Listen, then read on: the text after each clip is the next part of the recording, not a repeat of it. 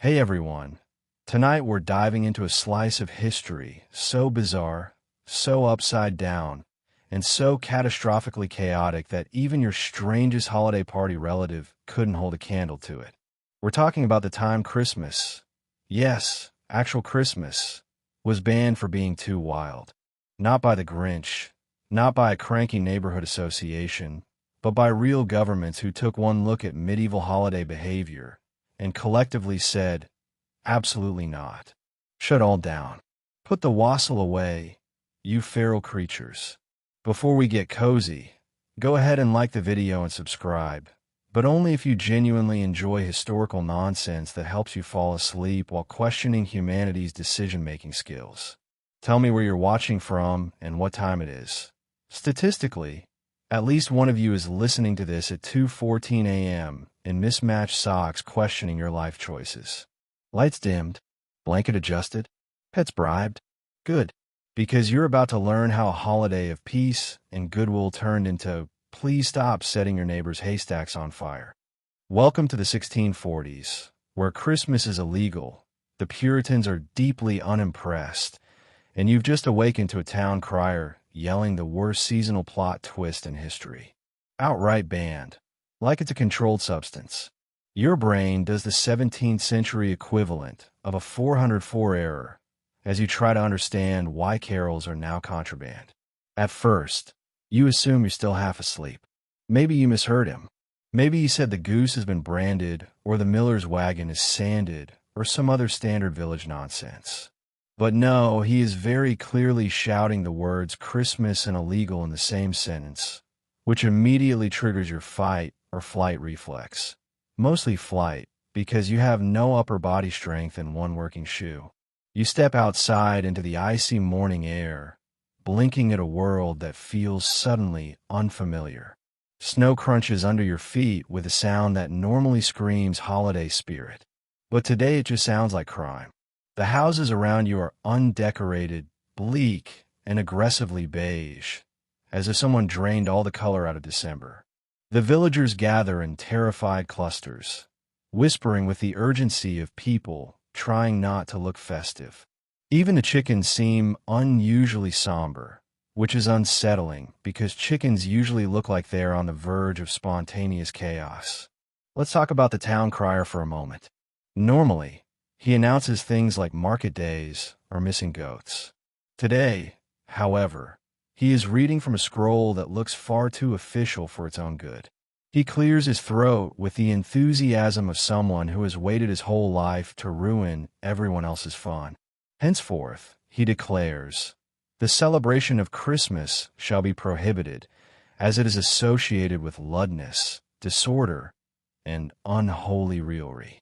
You look around, waiting for someone to laugh, but the Puritans are already nodding like bobbleheads at a judgmental car dealership.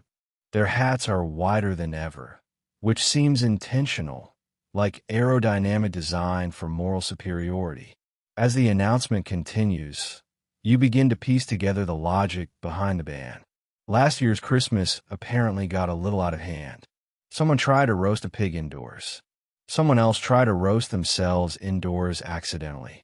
A group of inebriated villagers reenacted the nativity using the blacksmith's goat, who did not consent to the role. Choirs sang until dawn. Barrels of ale mysteriously emptied themselves. Someone decorated the magistrate's house with pine branches and a rude poem. It was chaos. The officials, lacking modern coping mechanisms like noise-canceling headphones, scented candles, or simply ignoring the townspeople, decided the holiday itself was the problem. So instead of addressing the behavior, they banned the entire season. Classic government logic. You watch your neighbor drop a loaf of bread in shock. Another neighbor clutches his coat dramatically, whispering, But what about the pudding? A child bursts into tears because she was promised a toy horse. And now all toys are suspiciously joyful and therefore immoral. And then comes the worst part. You realize you're holding a sprig of holly in your left hand, just casually holding evidence. You drop it faster than if it were a hot potato straight from the devil's oven. Inside your house, things don't get much better. Your fireplace looks naked without greenery. Your cupboards are suddenly full of contraband spices you didn't know were contraband until 5 minutes ago. The whole place feels like a crime scene waiting to happen. And you have the unsettling urge to hide your goose, as if it's a fugitive. Neighbors begin visiting one another, not for carols, but for emergency meetings on how to not look festive. Plans are made. Strategies are formed. Someone suggests wearing only dull colors. Another suggests no one smile until January. Someone else proposes replacing Christmas dinner with a tasteful bowl of gray porridge. The whole village goes into anti-Christmas mode. But here's the part no one wants to admit. The more something is banned, the more people want it. You see it in their eyes. Tiny sparks of rebellion behind all the fear and wool. People are suddenly walking like they're hiding secrets. Children giggle too loudly. The local brewer smiles to himself in a way that suggests illicit ale production is already underway. By midday, the ban feels less like a law and more like a challenge. And as you stand there, snow falling silently around you, you can't help but think, if Christmas was wild enough to get outlawed, maybe you've missed out on something spectacular. Because today, you've learned a valuable truth about this era. When the government bans joy, everyone immediately becomes an expert in joyful crime. Before Christmas became twinkly lights and passive-aggressive fruitcakes, it was basically a month-long medieval frat party. You learn quickly that authorities weren't banning Christmas because they hated joy. They were banning it because people celebrated like unsupervised toddlers with access to alcohol and livestock. The first thing you notice is that medieval Christmas didn't have an off switch. It wasn't a single day. It wasn't even 12 days. It was an entire season of escalating festive nonsense that started somewhere around December 6th and trailed off sometime in January, when everyone collectively ran out of energy and pickled fish. For weeks, people drank, sang, danced, and occasionally set things on fire purely because the darkness of winter gave them interesting ideas. Let's talk about the drinking. You've seen people overdo it at modern Christmas parties. Your colleague who tries to dance while still holding a folding chair. Your aunt who insists she can absolutely drive. Or that one guy who won't stop talking about cryptocurrency. But medieval drinkers made all of them look like amateurs. AE flowed like water. Wine flowed like regret. Someone inevitably invented a new drink that combined both, added heated spices, and served it in containers that smelled like wet sheep, and people drank at all hours. Morning ale, noon ale, night ale. I saw a goose, and it inspired me ale. The government didn't care if people had fun. They just cared that no one was sober enough to operate important things like mills, wagons, or doors. Then there were the feasts. Medieval Christmas feasts weren't polite meals with carefully portioned slices of ham. They were sensory overload. Imagine roasted boars' heads with apples shoved in their mouths, whole geese, entire sides of beef, and enough pies to build structural support. The smells alone could cause a religious experience. But the problem wasn't just the eating. It was the aftermath. People rolled into the street like overstuffed dumplings, belching, singing, and declaring themselves kings of the neighborhood. It was joyful. Yes, it was also deeply chaotic. Now, let's address the livestock situation. For reasons that remain questionable at best, animals were frequently included in the festivities. Someone might bring a goat inside to join the party. Someone else might put a hat on a pig. Cows wandered through taverns. Chickens were thrown in the air for symbolic reasons. No one remembered. You once witnessed a man try to convince a sheep to dance with him, which ends exactly how you would expect. The sheep wins. The crowning jewel of chaos, however, was the tradition of mumming. People put on masks, terrifying masks made of fur, feathers, or whatever they could glue to their faces. Then they'd go door to door acting out plays, reciting poems, or demanding food. A masked group banging on your door at midnight wasn't a crime. It was technically holiday cheer. Add to this the tradition of wassailing, where villagers stormed orchards in the middle of the night chanting and drinking to bless the trees.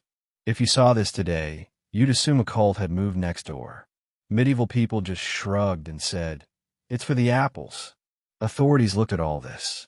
The drunk caroling, the masked mobs, the tree ceremonies, the livestock indoors, the spontaneous bonfires, and concluded that maybe, just maybe, things were getting out of hand.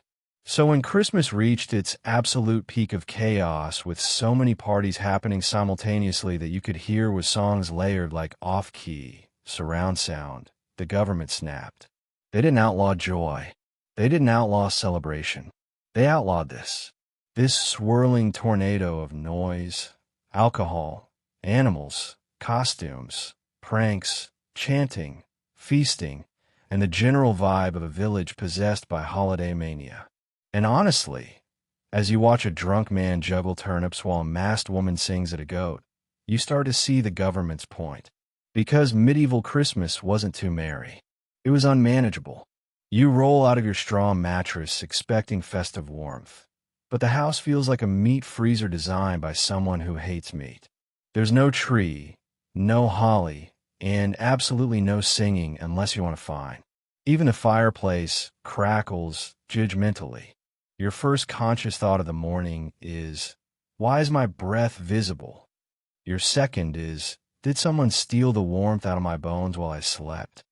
Your third is just a long internal scream, which at least doesn't break any laws. As you stand, your feet hit the icy floor, a sensation similar to stepping directly onto disappointment. You shuffle toward the hearth, hoping for comfort, but the fire gives you the same look a cat gives when you try to pick it up. Disdainful, resigned, slightly offended. Let's talk about the house itself. A medieval December home is not built for comfort. It's built for surviving. Technically, the walls are drafty. The windows have all the insulation of wet paper. And the roof has a charming habit of leaking icy droplets directly onto your scalp. Normally, people would combat this misery by decorating their homes for the season, greenery, candles, songs, anything to distract them from the fact that the indoors and outdoors are roughly the same temperature. But this year, decorations are banned, joy is banned, crackling fires are discouraged unless your expression is sufficiently somber. Even smiling in the flames counts as suspiciously festive behavior. You wrap yourself in the scratchiest wool blanket humanity has ever produced. It feels like being hugged by a very affectionate cactus. You pull it tighter anyway. The cold is everywhere. On your nose, on your toes, inside your soul. Your house smells faintly of frost, smoke, and the kind of sadness that comes from being told your holiday traditions are now a public threat. Let's talk about breakfast. Usually, the season would call for something warm and spiced. Maybe a sweetbread or a roasted apple if you were lucky. But spices are associated with celebration, and celebration is associated with sin. So breakfast is now a bowl of gray mush that tastes like unresolved emotional issues. You swallow it anyway, because the alternative is starving or accidentally committing Christmas. As you eat, you look around your barren home. No gifts, no candles arranged with intention, no greenery tucked above the windows to bring in luck, just the blank beige of anti-che minimalism. It feels like living inside a tax form. You decide to warm up by doing chores, which in this era means carrying water from outside, while hypothermia taps you on the shoulder like, hey, just checking in. The wind hits your face and immediately steals 30% of your will to live. You watch your breath swirl through the air like it's trying to escape this timeline entirely. While dumping water into a basin, you hear your neighbor accidentally hum 3 notes of a carol before clapping a hand over her mouth like she's committed a felony, which technically she has. You give her a sympathetic nod, the medieval version of I won't snitch. Back inside, the fire pops again, sounding exactly like it's judging your life choices. You crouch next to it, trying to siphon warmth, but it radiates the bare minimum, like a boss who approved your time off, but makes sure you feel bad about it.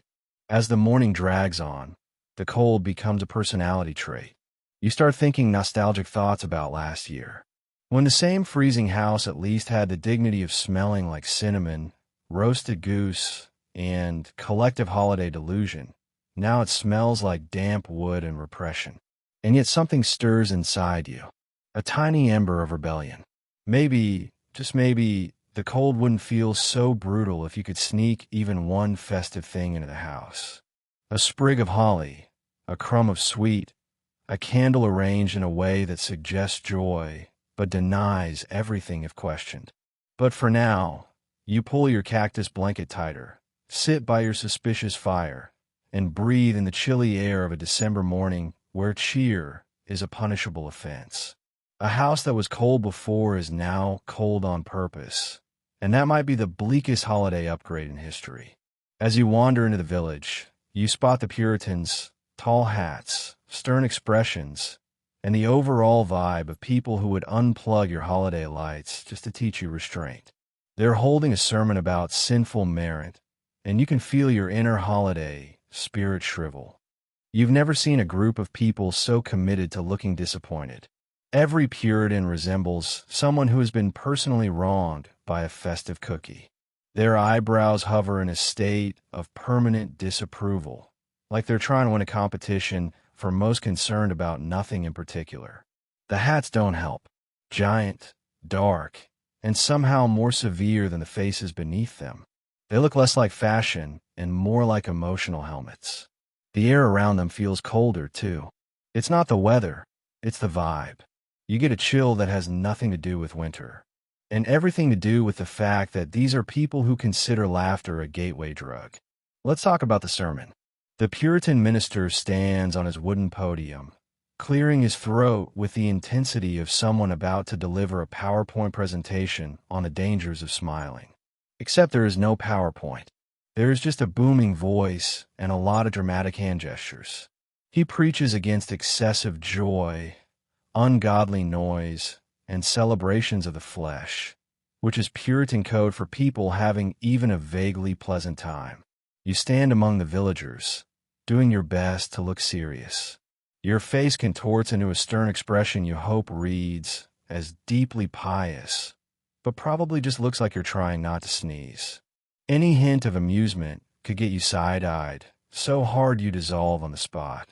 The minister continues railing against the chaos of past Christmases. He mentions dancing scandalous. He mentions music corrupting. He mentions eating too much pudding, morally slippery. You nod along, though internally you're imagining what these people would think of modern holiday office parties. The Secret Santa exchange alone would send them into an existential crisis. As the sermon drones on, a wind cuts through the square, whipping at cloaks and chilling your bones. Even the breeze feels like it's obeying Puritan rules, avoiding anything that could be interpreted as playful. The whole village is standing stiffly, as if afraid to move too quickly and accidentally generate cheer. Let's talk about Puritan fashion for a moment. The clothes are functional, wool, dark, scratchy, and about as comforting as being hugged by a disapproving relative. No bright colors, no patterns, no embroidery, just layers of muted fabric that whisper, "I'm chilly and emotionally repressed." The hats, wide-brimmed and black, cast shadows over their faces, giving them the appearance of people who are preparing to interview you for a job you definitely won't get. Every Puritan carries a Bible or a stern pamphlet with titles like The Dangers of Dancing or a treatise against joviality. You wonder if they have a pamphlet about banning pamphlets. It seems on brand. At some point, the minister dramatically recounts stories of previous years' unholy rebels. The crowd murmurs disapprovingly, though you can tell some people are secretly reminiscing. One old man wipes a tear from his eye, not of sadness, but nostalgia. You can practically hear his inner thoughts. Those were the good old days. We got drunk, fell in the snow, and sang the wrong lyrics at the wrong door. Beautiful times. The sermon finally ends with a booming declaration. Joy leads to sin. Sin leads to chaos. And chaos leads to the downfall of civilization. Apparently, it's a dramatic escalation, but the Puritans love a slippery slope. When the crowd disperses, a few Puritans remain behind, patrolling the village with the energy of mall cops in matching hats. They glare at windows. They glare at firewood. They glare at a loaf of bread that looks suspiciously warm.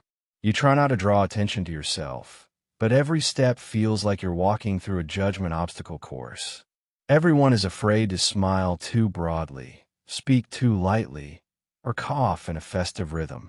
The whole village has entered what can only be described as seasonal emotional lockdown. As you head home, you can't help reflecting on the Puritans' mission. They aren't waging war on Christmas itself.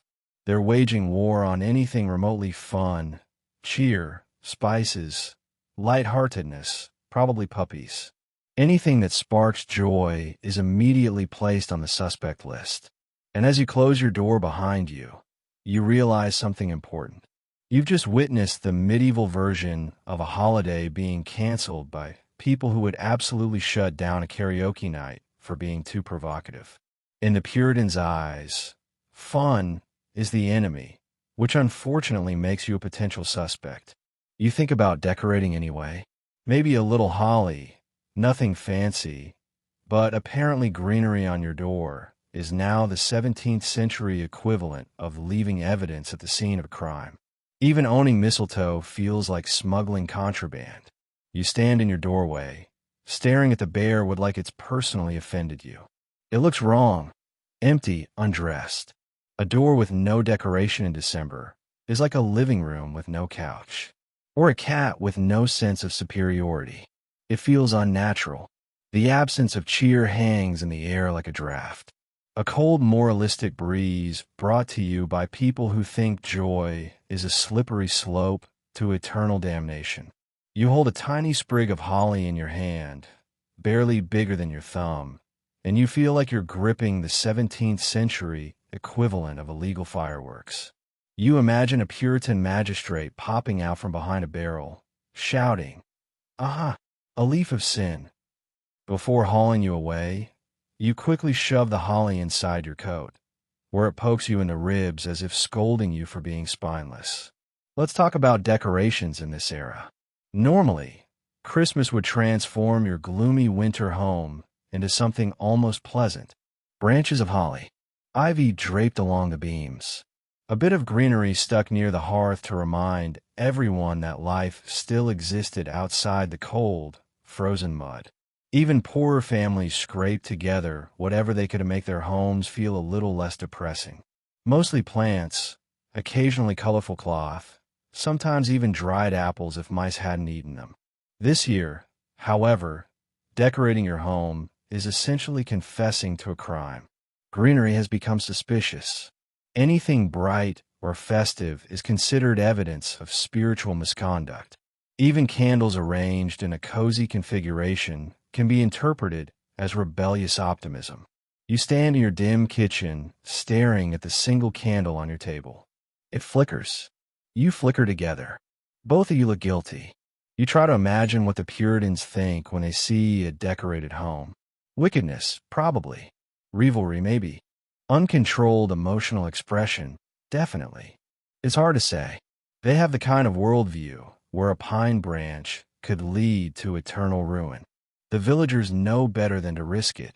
As you walk through town, you spot houses that look like they're actively trying to camouflage themselves into the grayness. Someone even scraped frost off their window because it looked too sparkly. Another neighbor trims back ivy with a focus and fear normally reserved for bomb disposal. Even the cats look tense, as if they too might be accused of seasonal enthusiasm. Let's talk about the psychological toll of a decoration ban. Without greenery, your home feels colder. The walls feel closer. The winter darkness seems sharper, heavier. You miss the bright spots of color, the smell of pine, the small rituals that make December feel like something other than an extended survival challenge. So, you begin experimenting. First, you place the holly on your table. It looks festive. Too festive. You yank it away like it's hot. Then you hide it in a bowl. Still too risky. Then you tuck it under your mattress. That feels deranged. Eventually, You settle for placing a single leaf behind a wooden beam, angled so only you can see it if you squint. It's not much. It's barely decoration. It might not even count as a plant anymore, but it's something. A microscopic rebellion. The problem is, once you taste forbidden decor, your brain immediately escalates. What about a string of dry berries? What about a little ivy in the corner? What about a candle that, heaven forbid, smells nice, but the streets are being patrolled, and you've already seen one man get fined for leaving a bit of holly on his doorstep, which he swears fell from a bush on its own. The magistrate didn't buy his story, probably because the bush in question is 40 feet away. As night falls, you catch yourself staring longingly at the blank space above your hearth. You imagine the greenery that should hang there. Lush, cheerful, defiant. But imagination is the only safe decoration you have left. Because this year, Christmas decor isn't just frowned upon. It's dangerous, suspicious, and heartbreakingly pathetic when you try to do it anyway. And you never thought a leaf could feel so contraband. You think about decorating anyway. Maybe a little holly. Nothing fancy. But apparently greenery on your door is now the 17th century equivalent of leaving evidence of the scene of a crime. Even owning mistletoe feels like smuggling contraband. You stand in your doorway, staring at the bear wood like it's personally offended you. It looks wrong. Empty. Undressed. A door with no decoration in December is like a living room with no couch or a cat with no sense of superiority. It feels unnatural. The absence of cheer hangs in the air like a draft, a cold, moralistic breeze brought to you by people who think joy is a slippery slope to eternal damnation. You hold a tiny sprig of holly in your hand, barely bigger than your thumb, and you feel like you're gripping the 17th century equivalent of illegal fireworks. You imagine a Puritan magistrate popping out from behind a barrel, shouting, "Aha! A leaf of sin," before hauling you away. You quickly shove the holly inside your coat, where it pokes you in the ribs as if scolding you for being spineless. Let's talk about decorations in this era. Normally, Christmas would transform your gloomy winter home into something almost pleasant. Branches of holly, ivy draped along the beams, a bit of greenery stuck near the hearth to remind everyone that life still existed outside the cold, frozen mud. Even poorer families scraped together whatever they could to make their homes feel a little less depressing. Mostly plants, occasionally colorful cloth, sometimes even dried apples if mice hadn't eaten them. This year, however, decorating your home is essentially confessing to a crime. Greenery has become suspicious. Anything bright or festive is considered evidence of spiritual misconduct. Even candles arranged in a cozy configuration can be interpreted as rebellious optimism. You stand in your dim kitchen, staring at the single candle on your table. It flickers. You flicker together. Both of you look guilty. You try to imagine what the Puritans think when they see a decorated home. Wickedness. Probably revelry. Maybe uncontrolled, emotional expression. Definitely. It's hard to say. They have the kind of worldview where a pine branch could lead to eternal ruin. The villagers know better than to risk it.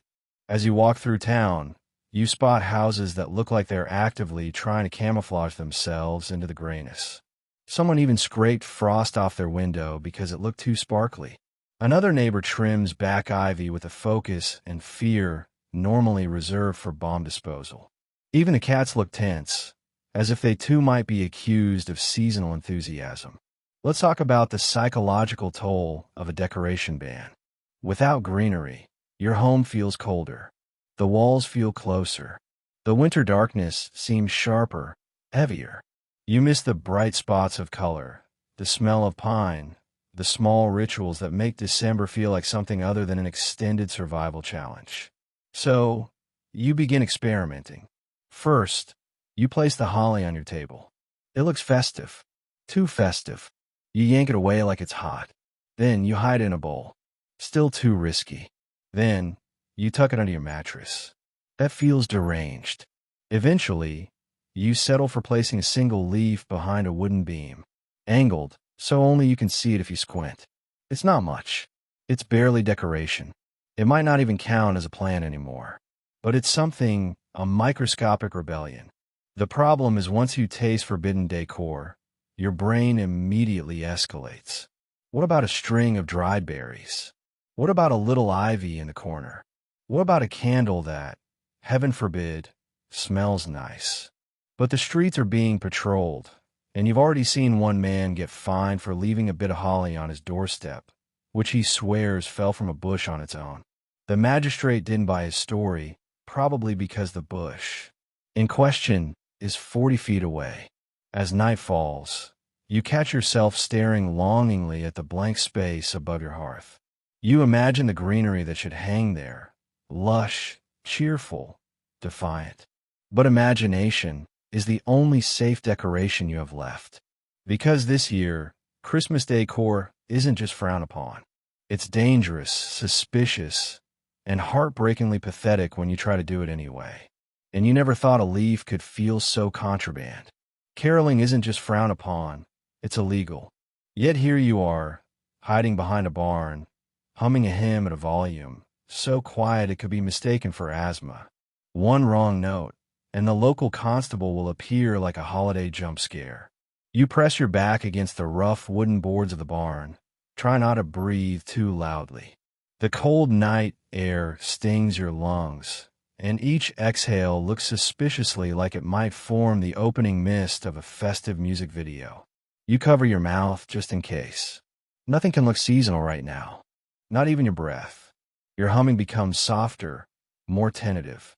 You sound less like a person singing and more like a malfunctioning teapot. But you keep going because something inside you, maybe your soul, maybe boredom, refuses to give up the simple joy of a melody. Let's talk about caroling. Before the ban, it wasn't polite, rehearsed, or particularly melodic. Caroling back then meant bands of half-sober villagers roaming the streets, singing loudly enough to wake ancestors. Harmonies were rare. Rhythm was optional. Lyrics changed depending on who forgot what. But it was joyful, chaotic, and one of the few ways people survive the dark winter months without screaming. Now, caroling is considered a moral offense. Authorities argue that music leads to dancing. Dancing leads to merit. Merit leads to sinful thoughts, and sinful thoughts lead to well. No one actually specifies what comes next, but they look very worried about it. You peek around the barn corner. The square is quiet, lit only by a few lanterns that sway in the wind like they're nodding along to forbidden tunes. Across the way, you spot the constable, a man who walks as if joy personally insulted him. His hat brim covers half his face, giving him the silhouette of someone who would absolutely arrest a goose for honking too festively. You shrink back behind the barn. That's when you hear it. A faint sound in the distance. Soft, breathy, almost timid. You tilt your head, listening. It's not the wind. It's not a stray animal. It's humming. Another outlaw. You move toward the sound, stepping lightly over the cold mud until you find them. For villagers huddled in a circle, all leaning in as if sharing state secrets. They look up when they see you, startled, then relax when you lift your hands in the universal gesture of, I too am here for the illegal music. One of them, a woman with frost in her hair and defiance in her eyes, whispers, We're doing the first verse of God.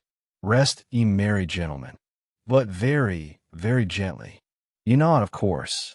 They make room for you, and you join the circle. The five of you look like conspirators plotting a revolution when really you're planning vocal warm-ups. Someone gives the world's tiniest count in 1-2, and the hymn begins. It is the quietest carol ever sung in the history of humanity. It's less song and more collective exhale. But somehow in the cold night, the barely audible notes feel magical. You can smell what's smoke.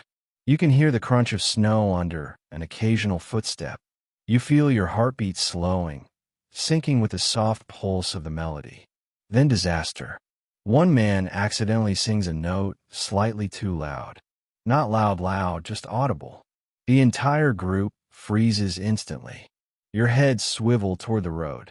You hold your breath, so sharply your chest cacks like old floorboards. The constable pauses. He sniffs the air like a bloodhound trained specifically to detect cheer.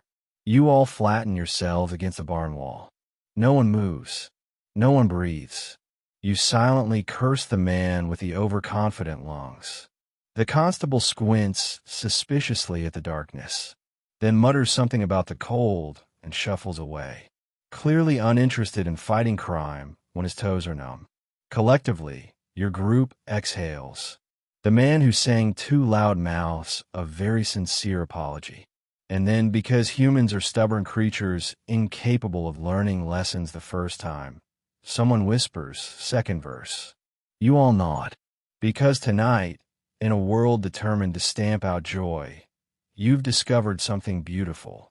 Whisper caroling tastes twice as sweet and absolutely 10 times as stupid, which is why it's perfect. In a time before Netflix, Christmas entertainment was mostly get drunk and wander around demanding gifts, which somehow passed as a tradition. You begin to understand why local officials were sweating through their linen shirts. You've heard whispers of the old pre-banned Christmases, but nothing quite prepares you for the mental image of entire villages stumbling around like you dropped them into a medieval version of a holiday office party. Except no one had an office, and no one had HR. And everyone felt it was perfectly reasonable to show up to a neighbor's door in a state of cheerful drunkenness, shout a rhyme, and expect baked goods in return. Let's talk about the wassailers. These were people who took caroling and dialed it up to 11. They'd brew potent bowls of spiced ale, so potent they could probably remove varnish, and then set out on a roving tour of the village. Their mission: spread cheer, spread warmth, spread absolutely zero awareness of personal boundaries. You imagine these groups stumbling from cottage to cottage, singing loudly and off-key, banging on doors like festive debt collectors. And the rule, unspoken but firmly enforced, was that homeowners had to give them something. Food, drink, coins, anything to make them go away. It was the medieval equivalent of having trick-or-treaters, except the trick was adult humans sloshing with booze. And the treat was whatever you could throw at them to make them leave before they broke your fence. You begin to see why authorities panicked. Let's talk about the alcohol. Holiday ale back then wasn't mild. It wasn't gentle. It wasn't something you sipped while contemplating your life choices. It was a drink that made you create bad life choices. 1 cup could warm your entire body. 2 cups could knock you into philosophical territory. 3 cups could make you climb onto a table and announce that you were the lord of misrule. Even if the town already picked someone else for that job, by a cup 4 you were outside, trying to pet livestock that didn't want to be pet. Officials watched this unfold year after year. With each passing December, they grew a little more concerned, then a little more horrified, then deeply suspicious that Christmas itself was made of pure chaos. Let's talk about the behavior. People didn't just drink and sing. Oh no, that would have been manageable. They drank and sang and danced and flirted and swapped roles with each other. Servants dressed like nobles. Nobles acted like servants. Bakers pretended to be bishops. Shepherds declared themselves kings. And some drunk villager inevitably tried to climb the church roof every year because he swore the stars looked closer from up there. Imagine that happening on your quiet street today. You call someone. Anyone. The Puritans looked at this swirling snow globe of disorder and said, absolutely not. They saw Christmas as a threat to public order, a gateway to lawlessness, a seasonal anarchy that led to broken windows, empty barrels, damaged reputations, and very confused livestock. You can almost picture the town meeting. Stern officials sweating profusely while someone in the back hiccups the words F law. The constable scribbling reports that read things like subject became convinced he could talk to geese. An entire group attempted to take over the baker's shop while singing aggressively about pudding. Let's talk about how you fit into all this. As you stand in the cold today, watching your miserable, celebration-free village, it's almost impossible to imagine these streets overflowing with disorderly cheer. But the faint traces linger, a wink here, a whisper there, drunken ghosts of holidays past. You realize the authorities weren't battling Christmas. They were battling human nature, battling boredom, battling the irresistible urge to have fun when everything is bleak and frozen. Fun, as it turns out, is stubborn. And maybe that's why Christmas survived. Because even in the face of bans and fines and humorless officials, humans cannot resist the seasonal temptation to overeat, oversing, and overdrink. It's baked into the winter air like frost. You pull your cloak tighter around you as the wind blows, imagining the rowdy, joyful chaos that once danced down this street. And for a moment you understand both sides. The Puritans fearing the annual drunken apocalypse, and the villagers needing just one night where they could forget how hard life was. A threat, maybe a tradition, absolutely. And if you listen closely, you swear you can hear the faint echo of laughter carried on the winter wind. Before Christmas was wholesome, villagers used to pick a random troublemaker to be the lord of misrule, whose job was to orchestrate chaos. You can't think of a single modern equivalent, except maybe your friend Greg. After 3 eggnogs, the first thing you learn is that this role wasn't symbolic. It wasn't honorary. It wasn't a title given out at the end of a feast to someone with a slightly upbeat personality. No, the Lord of Misrule was a full-time chaos coordinator whose job description was essentially make everyone behave badly, loudly, and preferably with livestock. The selection process was simple. Pick the rowdiest person, the funniest person, or the person least qualified to be in charge of anything important. Sometimes this was a village prankster. Sometimes it was a local blacksmith. Sometimes it was a teenager, which historians agree was a questionable decision. The point wasn't competence. It was enthusiasm. You watched the villagers gather in the town square to select this year's lord. The wind howls. Snowflakes swirl like confetti. Someone forgot to stop throwing. Everyone stands around muttering names with the seriousness of a jury deciding a verdict. Eventually, someone shouts, "Thomas," and everyone cheers or groans, or both. Thomas, a man who looks permanently 1 ale away from questionable decisions, is dragged to the center. A makeshift crown is placed crookedly on his head. It's not a fancy crown. It's not even symmetrical. It looks like someone stepped on it, but it carries power. The kind of power that comes with no supervision. And just like that, Thomas becomes the temporary monarch of mayhem. Let's talk about his duties. The Lord of Misrule's main job was to ensure the celebrations descended into maximum absurdity. He planned feasts, games, and pranks. He encouraged singing, drinking, and mock ceremonies. He appointed officers from the village, people who normally had no authority, but now wielded it with the confidence of someone who has borrowed power and will absolutely misuse it. Under his rule, peasants could temporarily boss around a wealthy. Servants could order around masters. Everyone swapped roles, responsibilities, and dignity. It was a social upheaval so ridiculous that even the sheep looked confused. Thomas begins by issuing a decree, almost wear something silly on their heads. People comply immediately. Within minutes, the square becomes a parade of nonsense hats, buckets, baskets, dead chickens, someone wearing a loaf of bread like a helmet. You yourself end up with a bundle of straw perched on your hair, like a scarecrow auditioning for a fashion show. Then come the games. Not wholesome games, not safe games. Games with rules that don't make sense, and probably never did. First is Snapdragon, a game where dried fruit floats in a shallow bowl of flaming brandy, and players compete to snatch raisins from a literal fire. You watch a man lose part of his eyebrow and still declare it immense fun. Modern safety inspectors would cry. Then comes the mock court.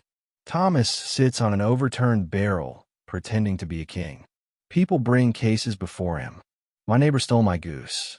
My husband snores too loudly. The baker's pies taste like regret. Thomas hands out punishments that are not legally binding and are mostly public embarrassment. Someone is sentenced to wear socks on their hands. Someone else must hop everywhere until sunset. The baker must sing loudly until people forgive him. Later comes the chaotic procession through the streets. Thomas leads the way, blowing a horn that sounds like a wounded cow. Behind him, the entire village follows, singing songs out of tune and beating on pots as if waging war on cookware. Even the animals join the march, half willingly, half because someone forgot to tie them up. At one point, Thomas commands everyone to dance. You join the swirling crowd, moving in what can generously be described as rhythmic confusion. Snow falls, lanterns flicker, a dog howls along to the music, and for a brief moment, the whole village becomes a joyful, ridiculous mess. But here's the twist. Beneath all the absurdity, the Lord of Misrule tradition served a purpose. Winter was dark, cold, and brutal. People needed release, laughter, role reversal, permission to be foolish for a while. It wasn't chaos for chaos's sake. It was survival through silliness. Which is why, as you watch Thomas fall off his makeshift throne and declare it part of the plan, you realize no modern office party, no neighborhood gathering, not even your friend Greg at New Year's comes close to the sanctioned, structured lunacy of a medieval Christmas ruled by a Lord of Misrule. And honestly, you kind of miss it already. Someone hands you a bowl of suspicious alcohol and insists you shout blessings at trees. Apparently, this helps the harvest. You participate because it feels rude not to, but the trees look unimpressed. The bowl in your hands is warm, too warm, and smells like a mixture of apples, spices, ambition, and poor judgment. You take a hesitant sip. It burns all the way down, leaving a trail of heat that suggests the drink was brewed by someone who believes subtlety is a foreign word. You cough once. The group cheers. This is their idea of encouragement. As you step into the orchard, you realize you weren't mentally prepared for the experience of yelling at trees. They stand there silently, branches bare, coated with frost, looking exactly like the sort of beings that do not appreciate loud guests. Still, those alas assure you this is tradition. Important tradition, sacred tradition, the kind of tradition that gets you strange looks if you refuse. Let's talk about wassailing. Wassailing is part agricultural ritual, part winter party, and part community therapy session, disguised as drunken yelling. The idea, according to the group's elder spokesman, a man whose breath smells like mulled apples and zero restraint, is that shouting good wishes of the trees will wake them up, because apparently trees respond to motivational speeches. You join the group as they gather around the oldest apple, the tree in the orchard. Everyone raises their bowls. Someone begins shouting a blessing that sounds like it was composed by poets who got into the wassail bowl early. The rest of the group chants along, stomping their feet for emphasis.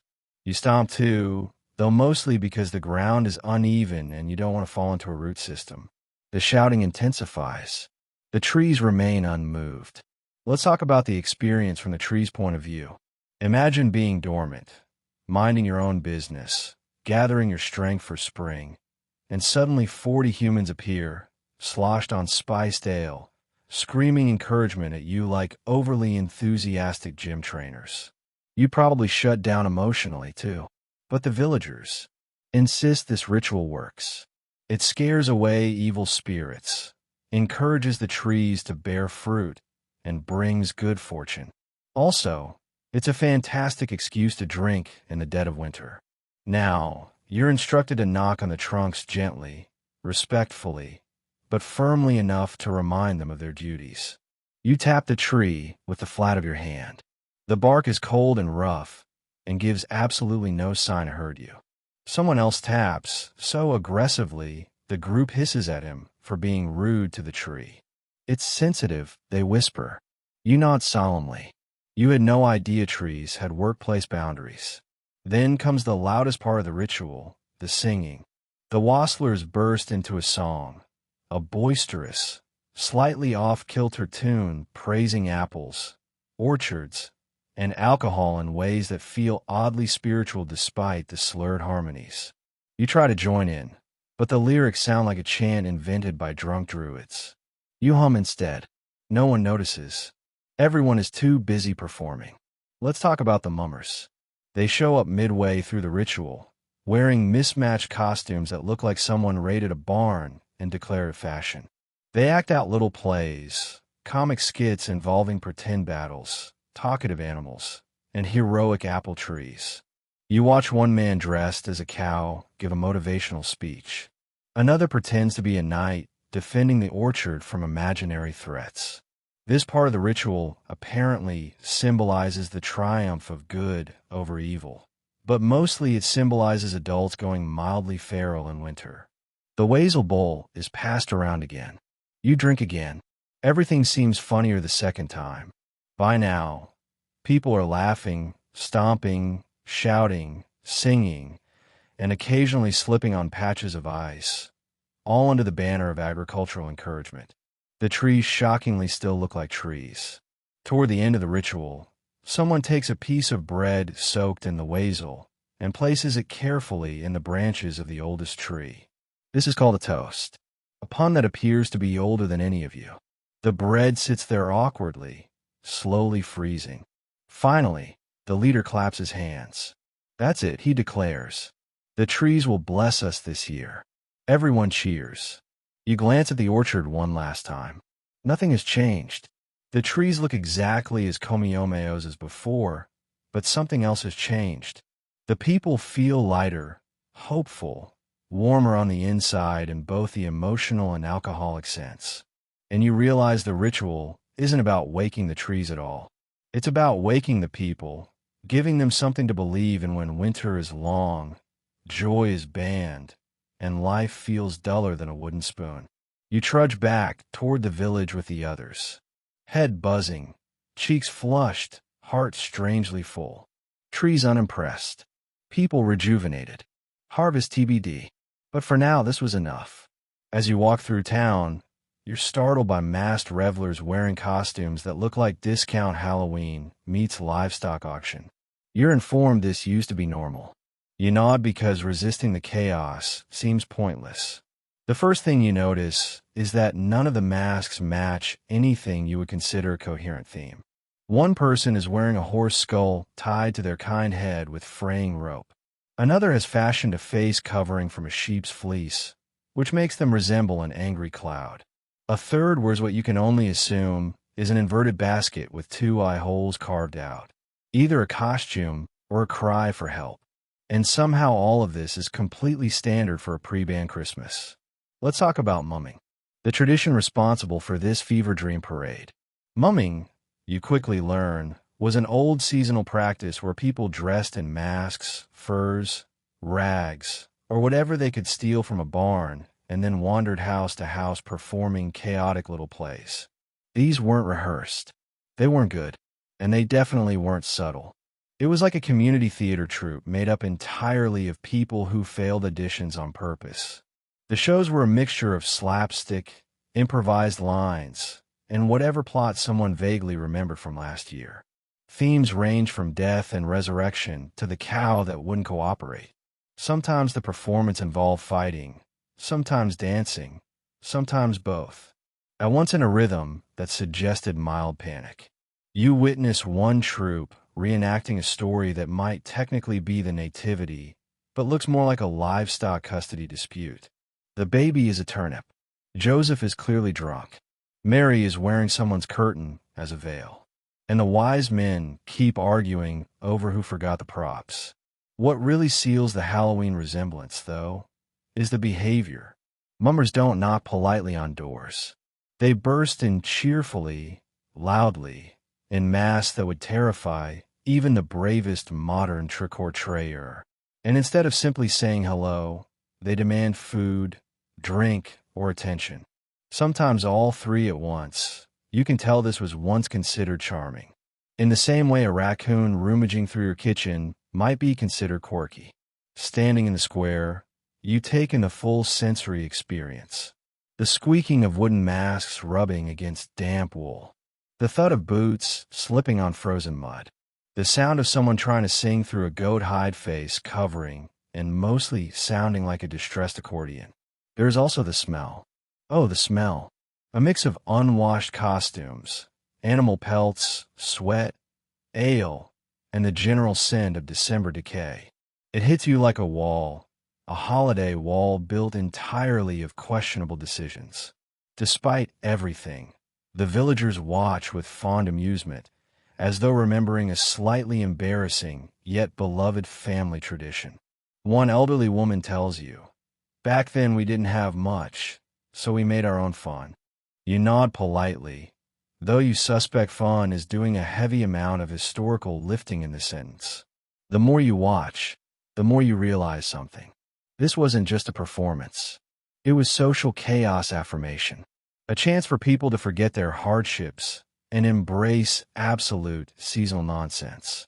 Winter was long, dark, hungry, and miserable.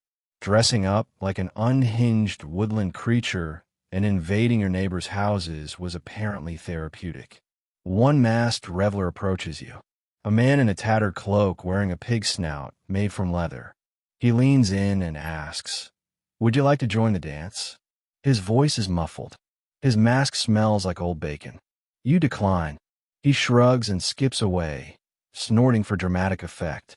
By the time the procession moves on, you feel both relieved and oddly charmed. Yes, it's chaotic. Yes, it's unsettling.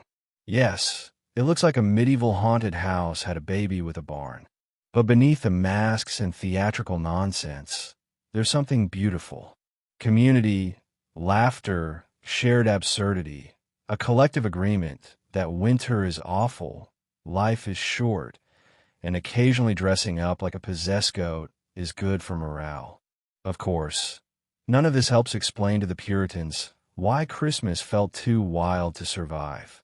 But as you watch a masked reveler face plan into a snowdrift and pop up cheering, you think maybe the Puritans actually had a point. People exchange gifts sometimes, usually items like candles, socks, or a goose leg someone pretended wasn't already half-eaten.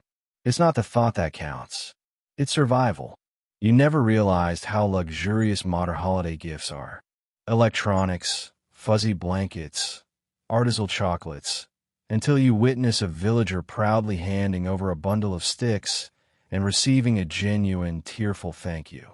These are not gifts designed to spark joy. These are gifts designed to help you not die. Let's talk about actual medieval Christmas gift giving. It didn't happen often, and when it did, it was usually practical, useful, borderline bleak. No one here is giving perfumes or jewelry or handmade sentimental trinkets. Instead, you might receive a pair of wool socks, someone knitted aggressively, a small pouch of salt, a chunk of lard in a cloth, a spoon, a nicer spoon, a wooden comb that doubles as a weapon if needed. It's the sort of holiday haul that would make a modern teenager collapse in protest. But now in the era when Christmas celebrations are banned, even these meager gifts have become risky. The government is very concerned that the act of giving someone an object, especially if done with warmth, could lead to happiness. And if there's anything the authorities despise more than frivolity, it's the faint hint of festive emotion. You watch one man try to hand a candle to his sister, only for both of them to jump guilty when a constable walks by. They pretend the candle is not a gift, not a symbol, not even an item of human use. They stare at it like it's a strange insect. After the constable leaves, the man whispers, "It's for the darkness," which is probably the least festive gift explanation in the history of the holiday, but you understand the stakes. If you give something too nice, too warm, too seasonal, you're on a watch list. Let's talk about the weird gifts, because practical presents aren't the place. Whole story. Some villagers give stranger, more interpretive gifts. One woman hands her neighbor a single enormous turnip. No explanation, just a huge root vegetable wrapped in a strip of cloth like a sad baby. The neighbor accepts this with solemn gratitude, as if being given the raw ingredients for soup is an emotional milestone. Someone else hands over a lump of beeswax. Beeswax, not a candle, just the wax. The receiver clutches it like it's treasure. And honestly, in winter, it sort of is. Then there's the goose leg. The infamous goose leg. It appears at least once in every household, the slightly eaten limb of a bird that was clearly stolen from last year's feast. It's greasy, questionably fresh, and wrapped in paper that looks suspiciously reused. When someone gives it to you, you're supposed to pretend not to notice the bite mark. But the most illegally festive gift of all is the spiced cake. Flour is precious. Spices are suspicious. Sugar as well. Sugar doesn't even exist for most villages, but some rebels manage to produce tiny cakes flavored with the faintest hint of something warm and sweet. One bite feels like committing a felony with your tongue. Tonight, as the band hangs over the village like a fog of disappointment, you witness a secret exchange. An older woman hands a young girl a small cloth-wrapped object behind stable. You watch with the intensity of someone who's been starved for narrative drama. The girl unwraps it slowly. Inside is a ribbon, not a fancy ribbon, not a colorful ribbon, just a simple strip of fabric dyed a muted blue that might once have been brighter before time and washing drained its joy. But the girl gasps softly as if she's been handed diamonds. Her eyes light up, the kind of light the Puritans fear. The older woman shushes her, glancing around. "Hide it," she whispers. "And don't let anyone see it, or they'll confiscate it in the name of virtue." The girl nods, tucking the ribbon into her sleeve like it's contraband gold. And you realize something. Tonight's gifts aren't about extravagance. They aren't about meaning. They aren't even about celebration. They're about resilience. About reminding each other quietly, rebelliously, that they're still human. In a world where joy is illegal, even a half-eaten goose leg is a love letter. And honestly, that's kind of beautiful. A group of grim-looking officials patrols the street, making sure no one is celebrating. They look like the kind of people who would confiscate gingerbread. They probably do. You watch them from your window, barely breathing, the way you'd watch a raccoon in your yard when you're not sure if it's cute or rabid. They march in a tight formation, boots crunching through the frost, cloaks flapping like angry ravens. Their hats are absurdly large, wide brims casting dramatic shadows across their perpetually frowning faces. It's unclear whether the hats serve a practical purpose or if they simply amplify their aura of seasonal hostility. These are the men responsible for enforcing the Christmas ban, the Puritan Christmas police. They don't have an official name, but villagers whisper that the officers are chosen specifically for their inability to enjoy anything. Legend says if you smile at one of them, they'll write your name in a ledger and send you home with a stern lecture about the moral decay of merit. Let's talk about their equipment. Each one carries a long staff, not for protection, but for knocking on doors dramatically. They also carry a copy of moral statutes, scrolls of rules dictating exactly what constitutes unholy festivity. The list is long, very long. It includes such offenses as displaying greenery, singing loudly, singing softly, cooking anything that smells joyful, gatherings of more than 3 people, gatherings of fewer than 3 people. If those people look like they're having fun, they take their job seriously. Very seriously. You see them stop an old man whose only crime seems to be walking too briskly, which they deem suspiciously spirited. They question him. He insists he was just cold. They let him go barely. You step away from the window and try to look casual, not happy, not sad, just neutral, a human beige. You sit at your table and pretend to read your own wooden spoon because you don't own a book and you need to look occupied. There's a sudden knock at your door. 3 sharp knocks, the kind designed to startle your soul. Your heart launches into your throat like a startled pigeon. You open the door, a crack, just enough to peek out. A Christmas policeman is standing there, towering over you, looking like someone who once lost a staring contest with joy and has never recovered. "Good evening," he says, though his tone implies no such thing. "We're conducting routine checks." You nod in a way that you hope communicates. I am a completely joyless citizen and pose no threat to public morality. He leans inside, sniffing, actually sniffing as if hot cider might be detectable from a distance. He scans your house, your barren walls, your undecorated hearth, your sad little candle that flickers like it's apologizing for existing. He nods in approval. See that it stays this way, he warns.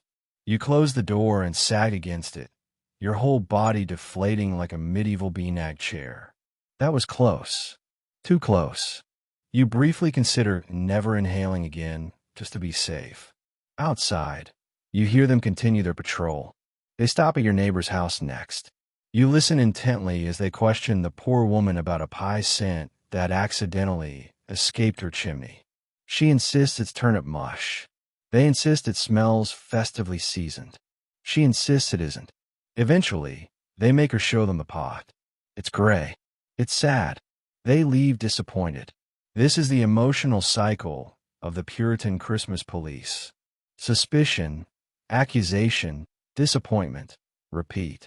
Let's talk about why they're so committed. Winter in the 17th century is bleak.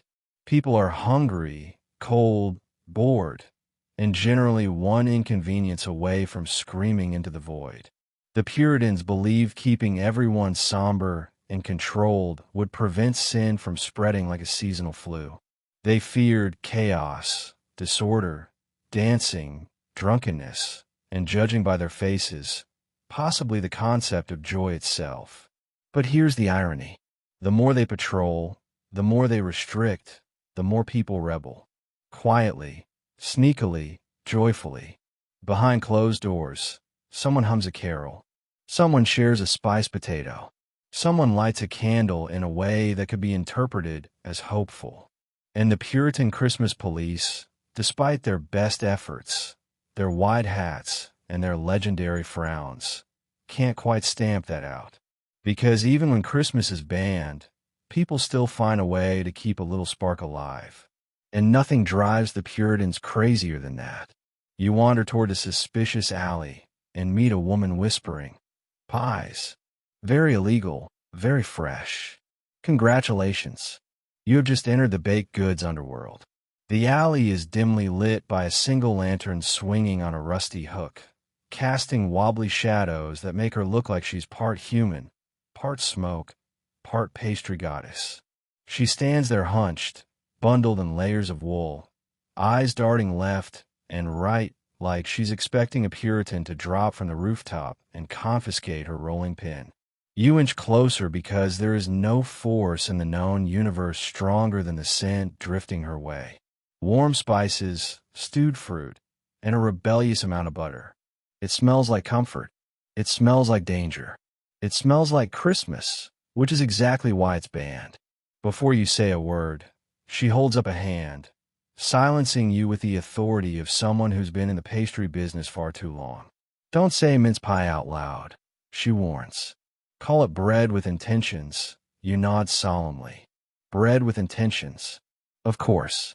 She opens her cloak slightly, not seductively, but in the manner of someone revealing illegal baked goods sewn into hidden pockets. Inside a row of tiny mince pies wrapped in cloth, still steaming. If she had the same setup in the 21st century, she'd be on an episode of a baking competition show that she would definitely win. Let's talk about mince pies for a moment. The 17th century version was not the sweet, dainty treat you know today. These things were packed with meat, fruit, fat, and spices. An unholy fusion of dessert and dinner. The flavor was rich, warm, savory, sweet, and possibly a little alarming.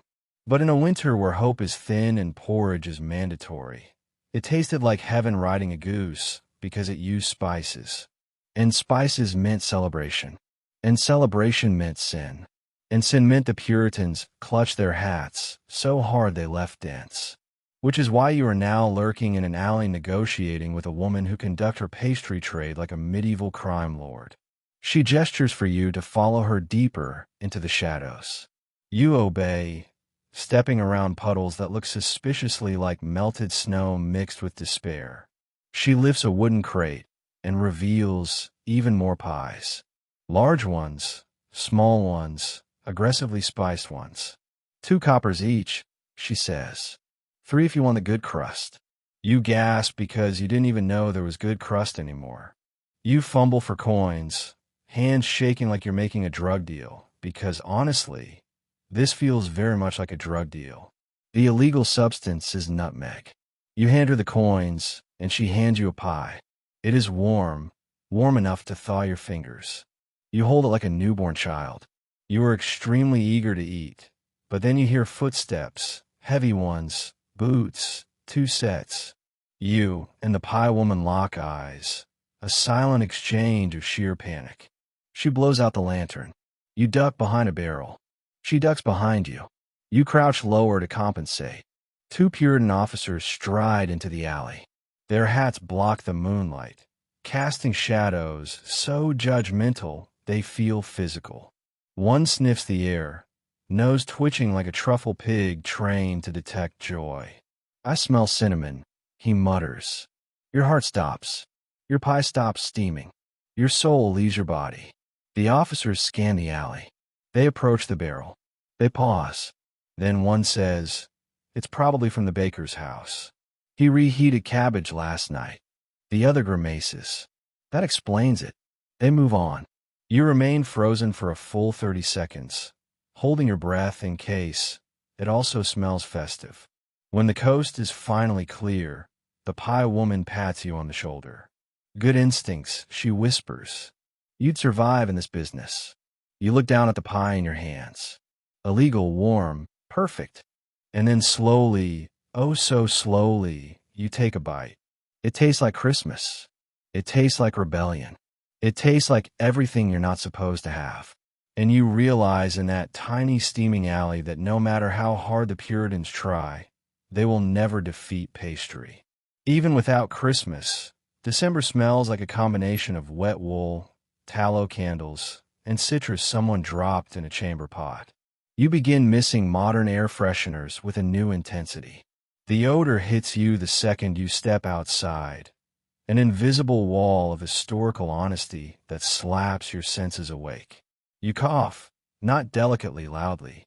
The man passing you nods with sympathy, as if to say, "Yes, the air has flavor." Today, let's talk about medieval winter smells. Winter doesn't erase odor. It traps them. No breeze strong enough to carry away the ville's natural perfume.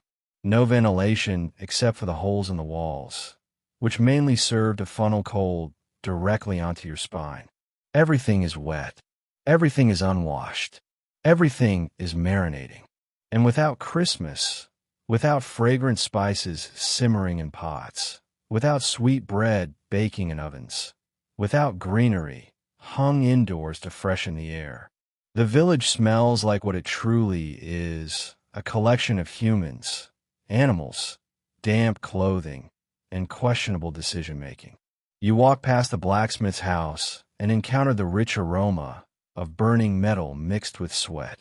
A few steps later, the butcher's hut contributes its signature note, a bouquet of raw meat, sawdust, and existential dread. You inhale and immediately regret it. Then comes the wool. Everyone is wearing it. Everyone is soaking it. Everyone is heating it just enough to release its enchanting fragrance of sheep, but warm and tired. Wet wool has a smell so distinctive it could be bottled and sold as a medieval cologne called odor survival.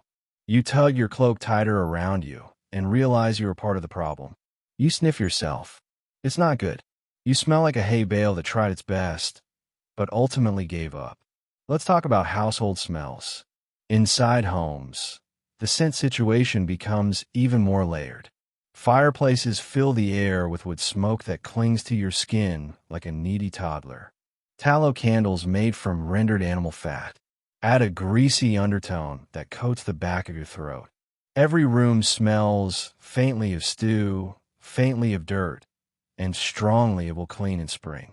With Christmas band, there are no scented pine branches hanging on rafters, no cloves and oranges, no mulled ale wafting through kitchens. The smells that once gently fought the background stench are gone, leaving the raw essence of medieval life exposed.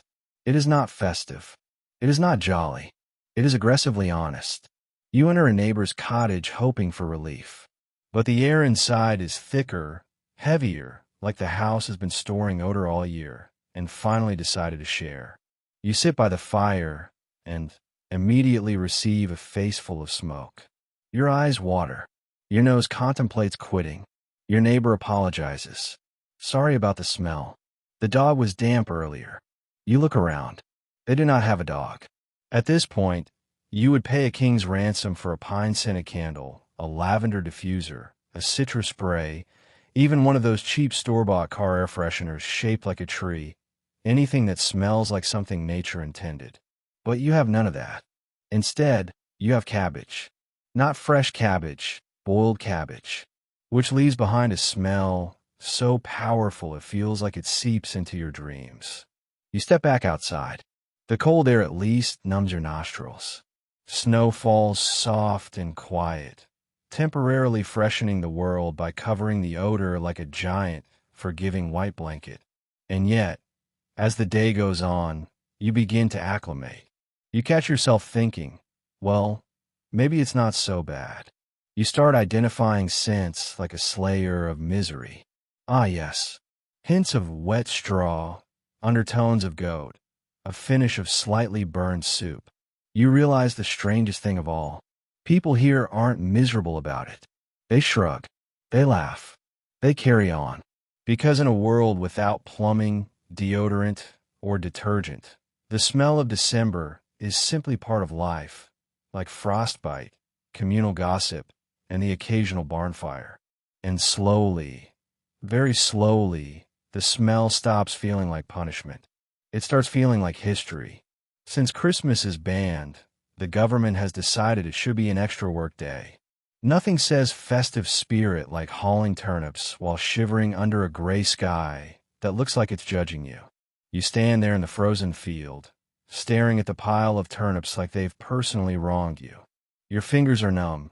Your toes are numb. You're pretty sure your soul is numb. The only part of you still functioning emotionally is the tiny voice in your head whispering, "This was supposed to be a holiday." But no, not this year. The Puritans have decreed that the birth of Christ should be celebrated by doing more work. Hard work, cold work, work that makes your back ache in new and exciting ways. You've never hated a vegetable more in your life than you once choked on a beet. Let's talk about how work days feel in midwinter. The ground is frozen solid like a crusty piece of historical lasagna. Every time you try to dig, the earth pushes back with the confidence of someone who has never once been tilled willingly. Your breath forms little clouds which drift upward like they're leaving your body out of protest. Everyone around you is moving at the pace of people who have accepted misery as a core personality trait. There's Thomas dragging a cart of root vegetables with the resigned expression of a man who is absolutely planning on getting drunk today. There's Margaret chopping firewood so aggressively, you suspect she's imagining it's the face of a Puritan official. And then there's you clutching turnips like you're reenacting a tragic play called Why Is This My Life? Your supervisor, because of course someone is supervising today, wanders around shouting reminders that idleness is sinful. He keeps saying things like, onward, onward, while contributing nothing to the workload. Supervisors throughout history have remained shockingly consistent. You try to motivate yourself with small, encouraging thoughts. At least I'm not being fined. At least I'm not being interrogated for smelling like nutmeg. At least these turnips are only moderately heavy. But nothing helps because it's still winter and it's still miserable, and deep down you know you should be eating something warm indoors instead of doing cardio with root vegetables. At midday, you take a break. Everyone gathers around a communal pot of something that can only be described as liquid sadness. It's a thin broth made of cabbage, water, and whatever emotions people shed into it. You sip it slowly, trying to convince yourself it's nourishing. It tastes like damp hope. Next to you, someone mutters, "This used to be a merry day." Someone else sighs wistfully and says, "Remember feasts?" A third person adds, "Remember warmth?" Everyone nods, staring into their bowls like philosophers, contemplating the futility of winter. Let's talk about how your body feels. Your hands are so cold that when you try to flex your fingers, they move with the enthusiasm of wet noodles. Your nose drips, your knees ache, your shoulders feel like they've been replaced with two medieval sacks of rocks. Your joints pop whenever you bend down, sounding like someone stepping on old firewood. In the distance, you hear a church bell, but not for a service. No singing, no gathering, just a loud reminder that time continues to move even when your happiness does not. Eventually, you get back to work. You haul, you lift, you stack, you do all the physically demanding tasks that absolutely should not be scheduled on what should have been a holiday. You keep catching yourself humming softly, instinctively, but stop immediately every time. If anyone hears you sounding even vaguely melodic, you'll be assigned more chores for having excess joy. By the time the sky darkens, your limbs have turned into heavy, unresponsive decorations of your own suffering. You are a human scarecrow wearing frostbite as an accessory. Your supervisor finally announces that the workday is over. Everyone groans, not loudly, but with the collective despair of people who just want one day off in their entire bleak historical existence. You trudge home, dragging your feet through slush that somehow manages to feel colder than the actual air. Your arms are sore, your back is stiff, your dignity is questionable. You collapse onto your straw mattress, thinking one final thought before sleep claims you. If this is the alternative to a legal Christmas, I would like my illegal Christmas back. And honestly, you're not alone. You try to have a tiny celebration at home. Maybe a candle, maybe a prayer, but your candle flickers suspiciously, and within minutes your nosy neighbors assume you're smuggling joy. You were aiming for subtlety, something small, quiet, humble, the kind of celebration that could pass for just trying not to stub my toes in the dark. But apparently, even minimal light in December looks guilty. The moment that candle flares with even the faintest enthusiasm, you hear the unmistakable creak of your neighbor's door opening. That's when you realize you've made a mistake. Let's talk about neighbors in a no-Christmas world. Your neighbors, despite being tired, cold, and chronically underfed, maintain the hypervigilance of middle-aged adults who've spent decades perfecting the art of neighborhood surveillance. They are the living embodiment of "I wasn't judging you, but I did notice." They peek through shutters. They shuffle loudly past windows. They cough pointedly in your direction. They observe your candle light like it's evidence in a trial. The problem is everyone misses Christmas. Everyone. And the moment they see even the tiniest hint of a happening next door, they experience a Pavlovian response, suspicion mixed with hope, mixed with a desperate desire to be invited. Your candle unfortunately sends all the wrong signals. It flickers a little too warmly, a little too softly, a little too cheerfully. You might as well have put a glowing neon sign outside that reads joy. This way. Someone knocks on your door lightly, but with the persistence of someone trying to pretend they're not checking up on you. You panic. You blow out the candle, so fast the room inhales darkness like it's been starved. You yank open the door and come face to face with your neighbor Judith wrapped in a cloak, eyes narrowed with suspicion, nose twitching like she's sniffing for cinnamon. "Is everything all right?" she asks in the tone people use when they're 90% certain everything is not all right. You insist everything is fine. Perfect. Utterly non-festive. You even gesture toward your home like a medieval real estate agent, showing off a property with absolutely no signs of holiday contraband. Judith hums thoughtfully. She does not believe you. She tilts her head. "I thought I saw warmth." You swallow. "That was an accident." She nods slowly, too slowly. Then she walks away, but not before giving your door a parting glance, so judgmental it could curdle milk. You shut the door. You exhale, and then you hear it. More footsteps. Let's talk about gossip velocity. In a village of bored, underemployed winter residents, rumors travel at a supernatural speed. You barely had a candle lit for 10 seconds. Yet now 3 people have walked by your house. 2 have just happened to sweep their steps. 1 has tripped over absolutely nothing, but took the opportunity to linger on your walkway. It gets worse. Someone knocks again, much louder this time. It's your other neighbor, Henry, who looks like the type of man who hasn't smiled since the last monarch died. He stares at you with the intensity of someone trying to detect illicit joy through sheer force of will. "I heard singing," he declares. You blink. From where? He squints suspiciously. From somewhere. This is how hysteria spreads. 1 warm candle. 1 ambiguous rumor. 1 single villager who mistakes the sound of wind for the sound of prayer. You reassure Henry firmly that no illegal celebrations are happening. No singing, no feasting, no suppressed giggles, no joyful exhalations. He stares a moment longer, decides you're either truthful or not worth the paperwork, and finally trudges away. You shut the door again and lean against it, feeling the exhaustion of someone who has just battled the world's mildest mob. Let's talk about your tiny celebration. You sit down, relight the candle, this time cupping it with your hands like you're shielding a scandal.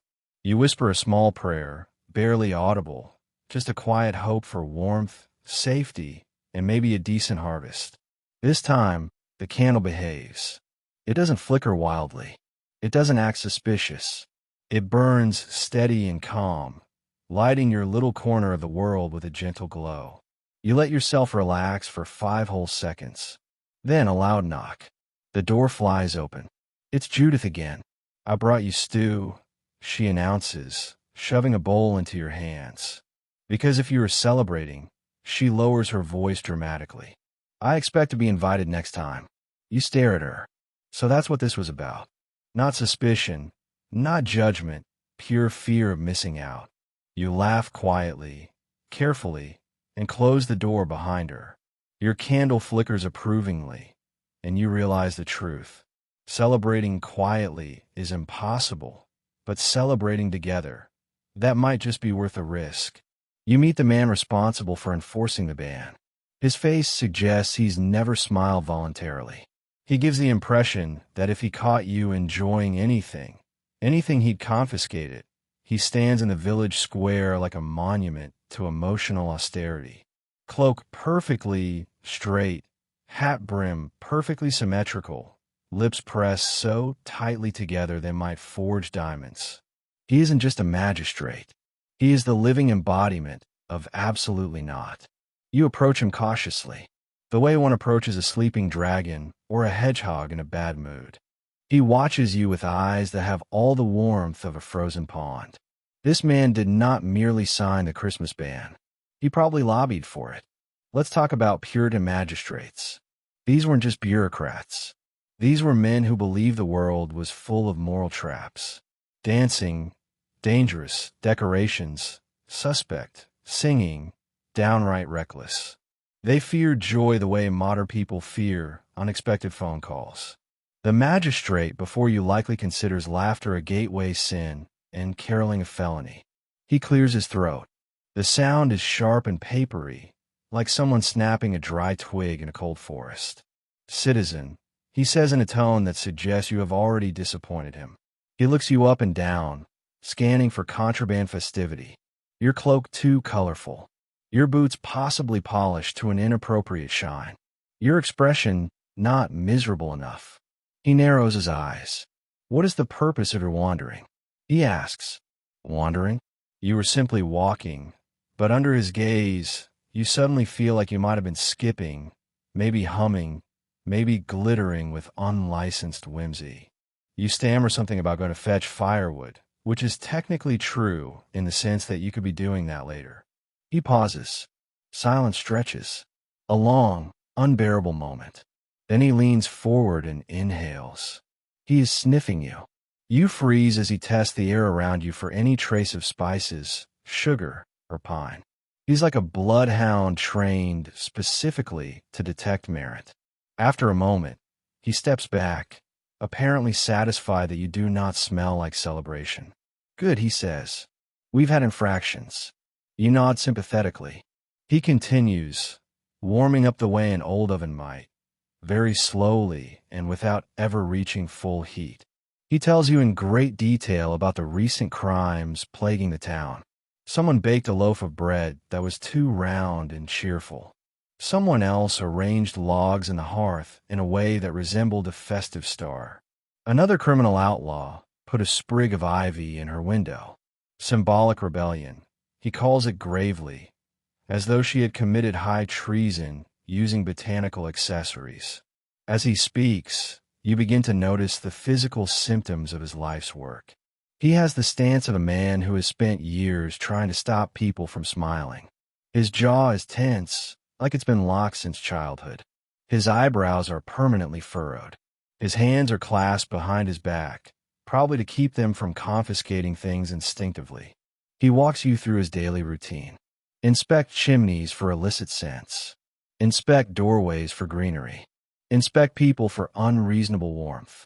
He says all of this proudly, as if he's saving civilization from the perils of cinnamon. Then out of nowhere he asks, "You haven't heard any singing recently, have you?" Your blood pressure skyrockets. You definitely heard whisper caroling behind a barn last night, but you respond with a quick "no, sir," delivered at the emotional temperature of lukewarm oatmeal. He's not satisfied. Good singing leads to chaos. You're not sure how to respond to that. You murmur something neutral like, "Of course," and he seems pleased by your bland acceptance of his worldview. And then, just when you think the encounter is over, he gives you the kind of look usually reserved for suspicious livestock.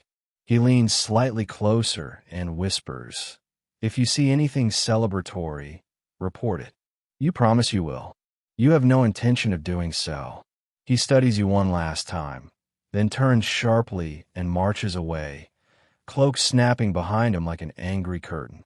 You exhale for the first time in what feels like a century.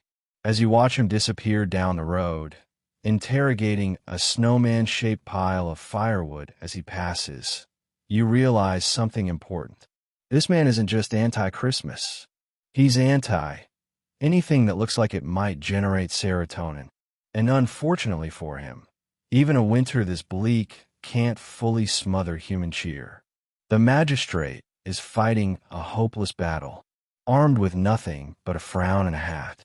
Cooks are slipping spices into pots like they're trading state secrets. A sprinkle of nutmeg feels like an act of defiance. A roasted apple feels like treason. You never thought you'd see the day when kitchens looked more like covert operations than places where food is made. But here you are, standing in a dim, smoky room where everything smells suspiciously delicious. The hearth glows warmly, too warmly, if you ask the Puritans, and the cooks move with the alertness of people who know one wrong aroma could get them fined for culinary joy. Let's talk about spices as contraband. In this era, spices are expensive, precious, sometimes used as actual currency. But during a Christmas ban, they become something else entirely. Clues, cinnamon, guilty. Cloves, guilty. Anything that smells remotely cheerful, very guilty. That's why the cooks lean over their pots like jewel thieves.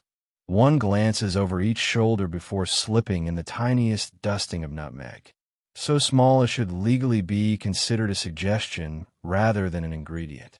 Still, she stirs fast, as if trying to whisk away the evidence. Another cook is roasting apples. Roasting apples, a completely normal activity 11 months out of the year, but now treason adjacent. The apples sizzle loudly, betraying the operation. The cook smacks the pan with her spoon and hisses, "Quiet the fruit." You stand in awe as the kitchen bustles around you. There's the butcher pretending the large goose on the table is just an unusually shaped turnip. There's the baker kneading dough with the seriousness of a man forging a weapon. There's an old woman stirring a pot of something thick, brown, and sweet while muttering, "If anyone asks, it's GRL." Very festive GRL. It does not smell like GRL. Let's talk about the smells. Christmas, or the band version of it, has scent. Warmth, spice, sugary hope, roasted things, stewed things, things that make your stomach growl so loudly it could be used as a church bell. These smells drift out of kitchens no matter how hard the cooks try to contain them. They stuff rags under doors. They tape shutters with wax. They send children outside to wave blankets in the air like anxious scarecrows. But somehow a single rogue scent molecule escapes into the village square, carrying with it the incriminating whisper of something tasty is happening. That's when tension spikes. The cooks freeze. The children duck. Someone yells, "Snuff the fire," and half the room descends in a frantic chaos. The apple roaster grabs a bucket of water and then reconsiders because she likes the apples too much. The baker covers his dough with his entire body like he's shielding a newborn, but the smell dissipates harmlessly. For now, let's talk about recipes. Every family has a recipe passed down through generations. Normally people share them proudly, but this year recipes are whispered, memorized, hidden. You watch as one woman carefully hands another a slip of parchment folded 3 times. The recipient opens it, gasps softly, and says, "You trust me with the pudding?" It feels like watching someone accept an ancient relic. You're invited to help. Someone hands you a bowl and tells you to mix like your life depends on it. You obey. You don't know what you're mixing. It looks thick, dark, and vaguely sticky. But the cooks nod approvingly, which means you've done it correctly. Then comes the big moment. Tasting a single spoonful is passed around like a sacrament. Everyone takes a tiny sip, eyes fluttering shut, savoring forbidden comfort. When it's your turn, you take a cautious taste. It's warm. It's sweet. It's slightly burnt. It's perfect. You almost cry.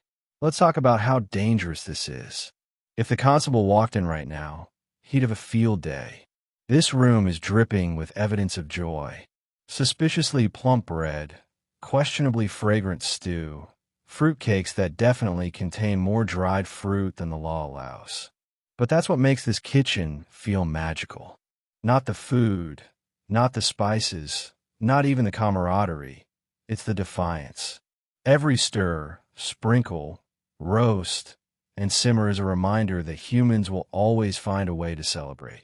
Even when joy is outlawed, especially when joy is outlawed, you leave the kitchen later, clothes infused with the unmistakable scent of rebellion.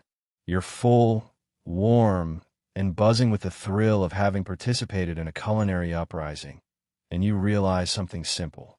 This isn't just cooking, it's resistance. Stewed, baked, and seasoned to perfection. And it tastes like hope. Everyone denies attending Mass. Absolutely not. Perish the thought. Which is why the entire village is quietly walking toward the barn behind the mill. At exactly the same time, you join the procession like a guilty duckling, shuffling through the cold night with your shoulders hunched and your breath fogging in tiny puffs of incriminating steam. No one speaks. No one makes eye contact. Everyone has perfected the facial expression of, "I am merely out for a night stroll, officer," which would be more convincing if 30 people weren't doing it simultaneously in single file. The barn looms in the darkness, an enormous wooden shadow with gaps between the planks that leak warm light. You can hear faint sounds inside, shifting hay, a cough, someone whispering, "You stepped on my foot," and the unmistakable creak of people trying to sit on wooden benches quietly. You enter through a side door normally reserved for goats. It seems fitting. Inside, the atmosphere is warm. Not physically, because the only heat sources are candles and body heat, but warm in the way that humans generate warmth simply by being crammed close together in an act of shared illegal optimism. Your cloak brushes against sacks of grain. The straw rustles beneath your feet. A lone lantern flickers dramatically, like it's trying to set the tone. The entire setup feels like a spiritual speakeasy, a holiness hideout, a faith-flavored secret club. Nothing says devotion like risking fines to stand in a barn that smells faintly of hay, sheep breath, and the lingering aroma of whatever the miller spilled last week. Let's talk about why everyone is here. The Puritans banned Christmas services because they believed holiday masses encouraged revelry, feasting, and dangerously elevated levels of communal joy. But villagers, being human, still crave ritual, especially in the cold, bleak, endlessly damp middle of winter. So here they are, gathered in the least majestic location imaginable, attempting to create a sacred experience between bales of hay. The priest tonight is actually the cooper. Yes, the man who makes barrels because the real minister is under watch. The cooper climbs onto an overturned bucket that he uses as a podium. It wobbles. Everyone pretends not to notice. He begins the service in a whisper, a literal whisper. The first words of the Mass slip softly into the hastened air, gentle enough that if a Puritan magistrate burst in right now, he'd probably accuse the cooper of practicing quiet meditation instead of illegal worship, but slowly, beautifully. The murmurs grow just enough to be heard. Not loud, not bold, just present. Candles flicker against wooden beams, casting soft halos of light. A cow in the adjacent stall shifts and lets out a sleepy grunt, which somehow adds to the ambience instead of ruining it. The villagers bow their heads. The cooper reads scripture from a page, so worn it looks like it survived several generations of hiding. Then comes the moment of danger, the singing. It begins with one voice, then two, then a careful handful more. The hymn is familiar, soft and profoundly hesitant, half prayer, half apology. The notes hang in the air like delicate snowflakes that must not fall too loudly. You join in quietly, your voice barely a breath. It feels intimate, secret, rebellious, and oddly comforting. And then a sudden gust of wind rattles the barn door.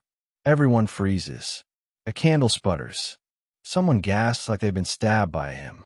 You all stare at the entrance, waiting for the Puritan Christmas police to burst in and shout indignation. But the door simply shifts, then settles.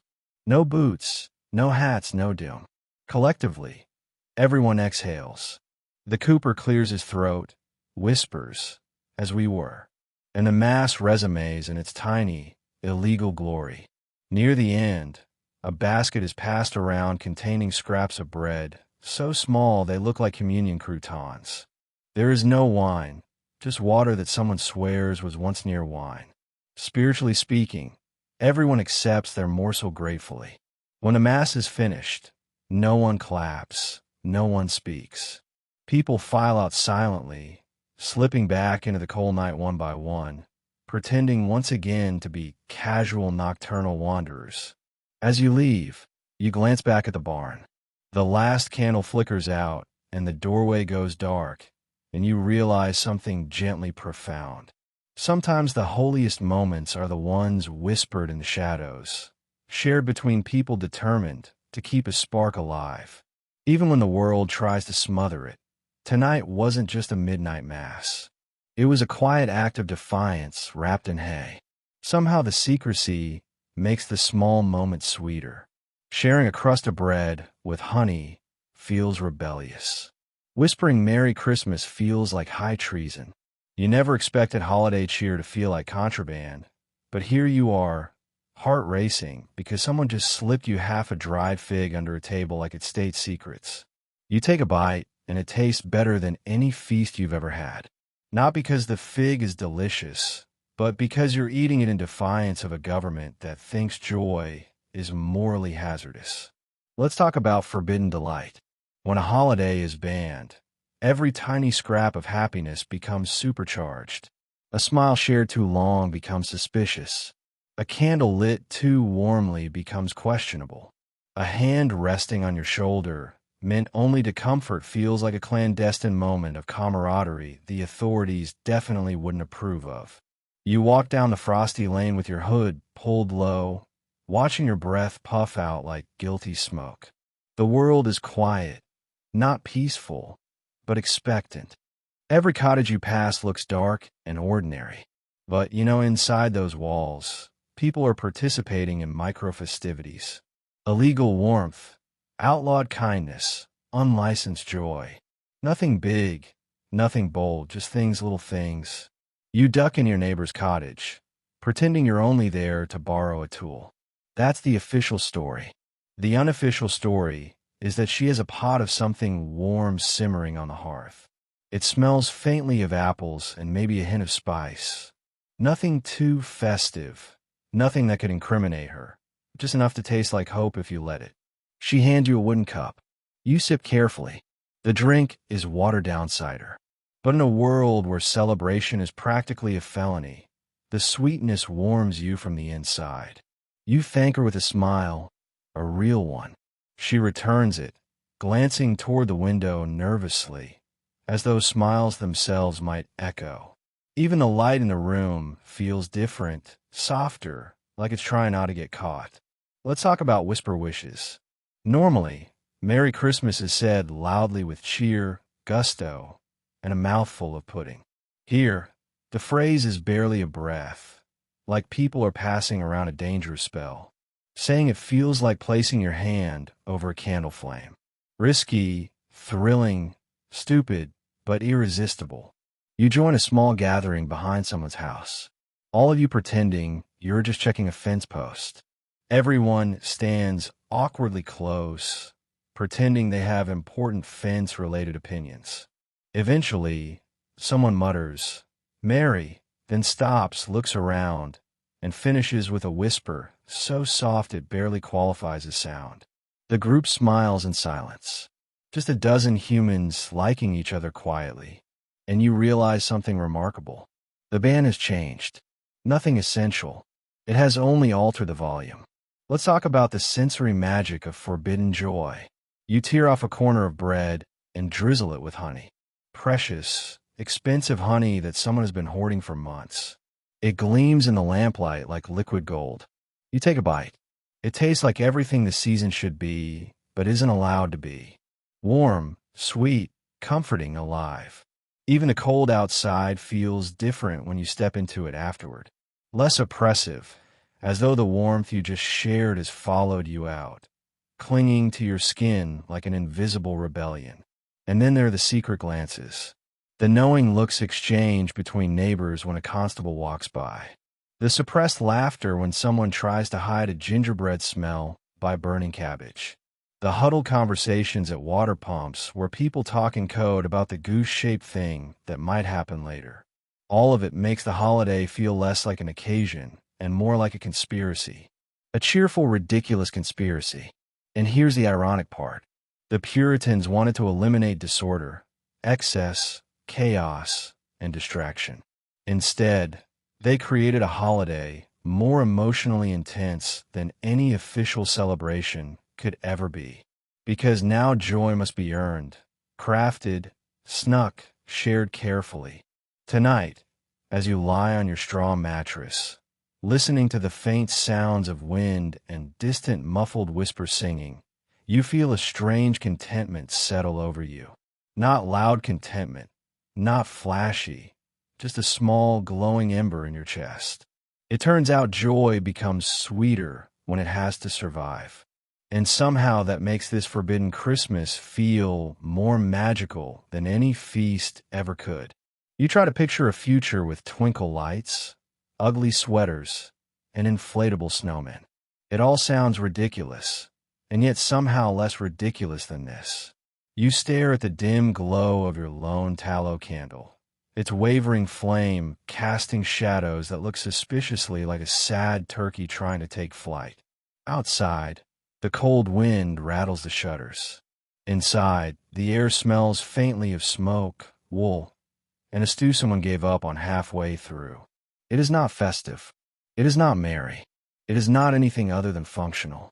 So naturally your mind decides to imagine a world where Christmas becomes nice. You start small. Maybe one day people will hang lights, actual lights outside their homes. Bright ones, colorful ones. Ones that blink on purpose, not because the candle wick is having an emotional episode.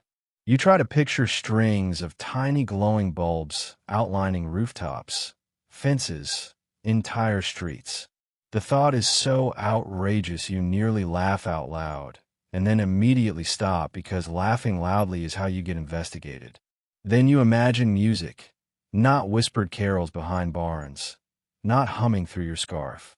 You imagine people blasting joyful, overly enthusiastic songs in public. Songs about snow and bells and fictional reindeer with questionable nasal conditions. People singing loudly and badly. And somehow that being the point that feels even more far-fetched than the lights. You close your eyes, leaning back against the wall as the candle flickers. Let's talk about the sweaters. You've seen sweaters. You've worn sweaters. They're practical, itchy, usually brown, and often smell like the sheep they once were. But future sweaters, these ugly sweaters you're imagining, are something else entirely. Bright, patterned, shamelessly festive, decorated with reindeer, snowflakes, and slogans that sound aggressively cheerful. You picture them being worn proudly, not hidden under cloaks like some sort of shameful textile. You try to envision an entire family posing for a portrait while wearing matching ones. It's so absurd it wraps around to being kind of charming. Then your mind wanders to the idea of inflatable snowmen.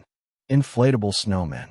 You have no concept of inflatable technology, so your brain supplies the closest approximation.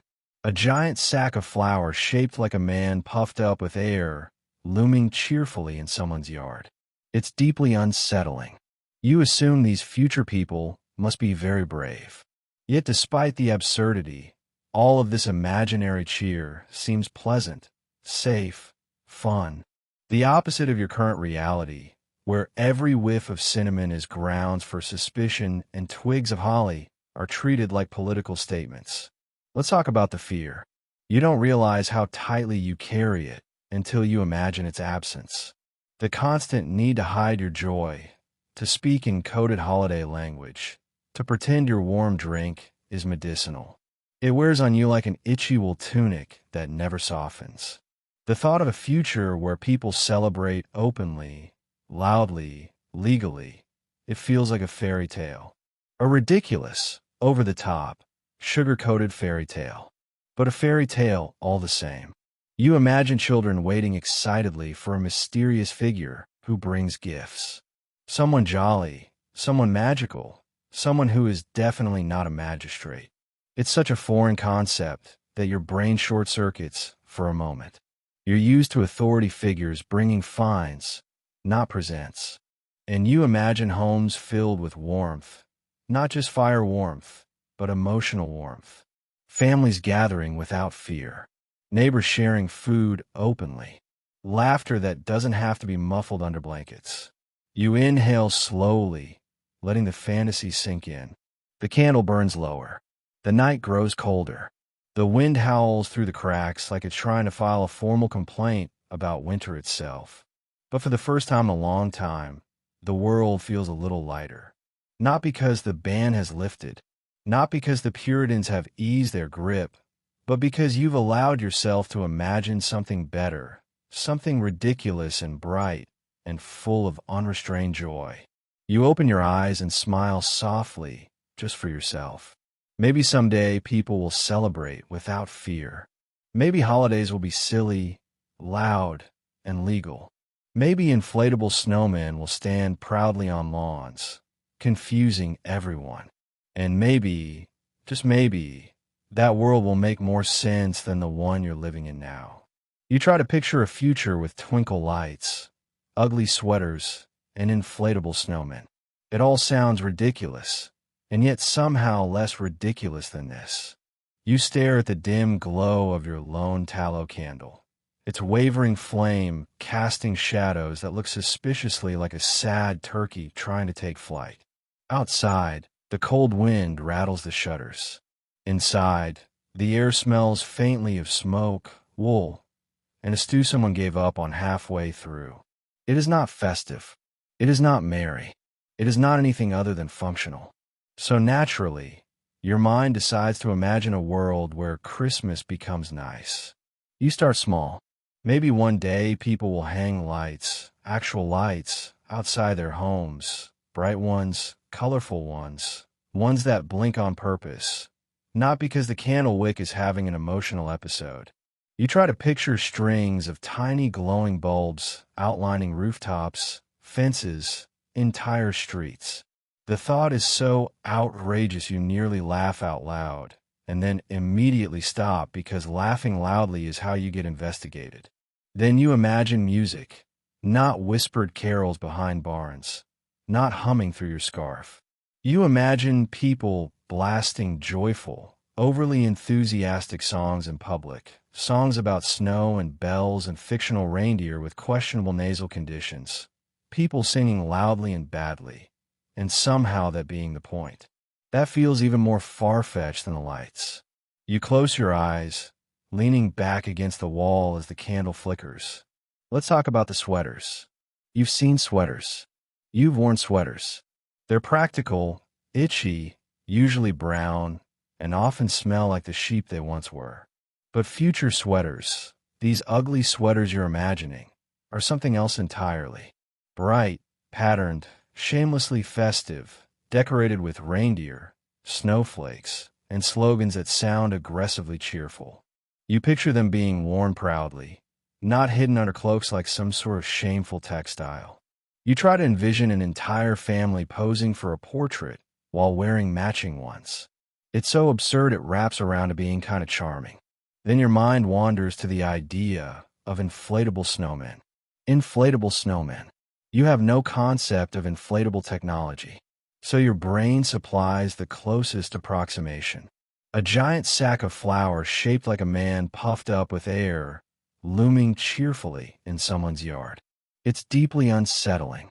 You assume these future people must be very brave. Yet, despite the absurdity, all of this imaginary cheer seems pleasant, safe, fun, the opposite of your current reality, where every whiff of cinnamon is ground for suspicion and twigs of holly are treated like political statements. Let's talk about the fear. You don't realize how tightly you carry it until you imagine its absence. The constant need to hide your joy, to speak in coded holiday language, to pretend your warm drink is medicinal. It wears on you like an itchy wool tunic that never softens. The thought of a future where people celebrate openly, loudly, legally, it feels like a fairy tale. A ridiculous, over-the-top, sugar-coated fairy tale, but a fairy tale all the same. You imagine children waiting excitedly for a mysterious figure who brings gifts. Someone jolly, someone magical, someone who is definitely not a magistrate. It's such a foreign concept that your brain short-circuits for a moment. You're used to authority figures bringing fines, not presents. And you imagine homes filled with warmth, not just fire warmth, but emotional warmth. Families gathering without fear. Neighbors sharing food openly. Laughter that doesn't have to be muffled under blankets. You inhale slowly, letting the fantasy sink in. The candle burns lower. The night grows colder. The wind howls through the cracks like it's trying to file a formal complaint about winter itself. But for the first time in a long time, the world feels a little lighter.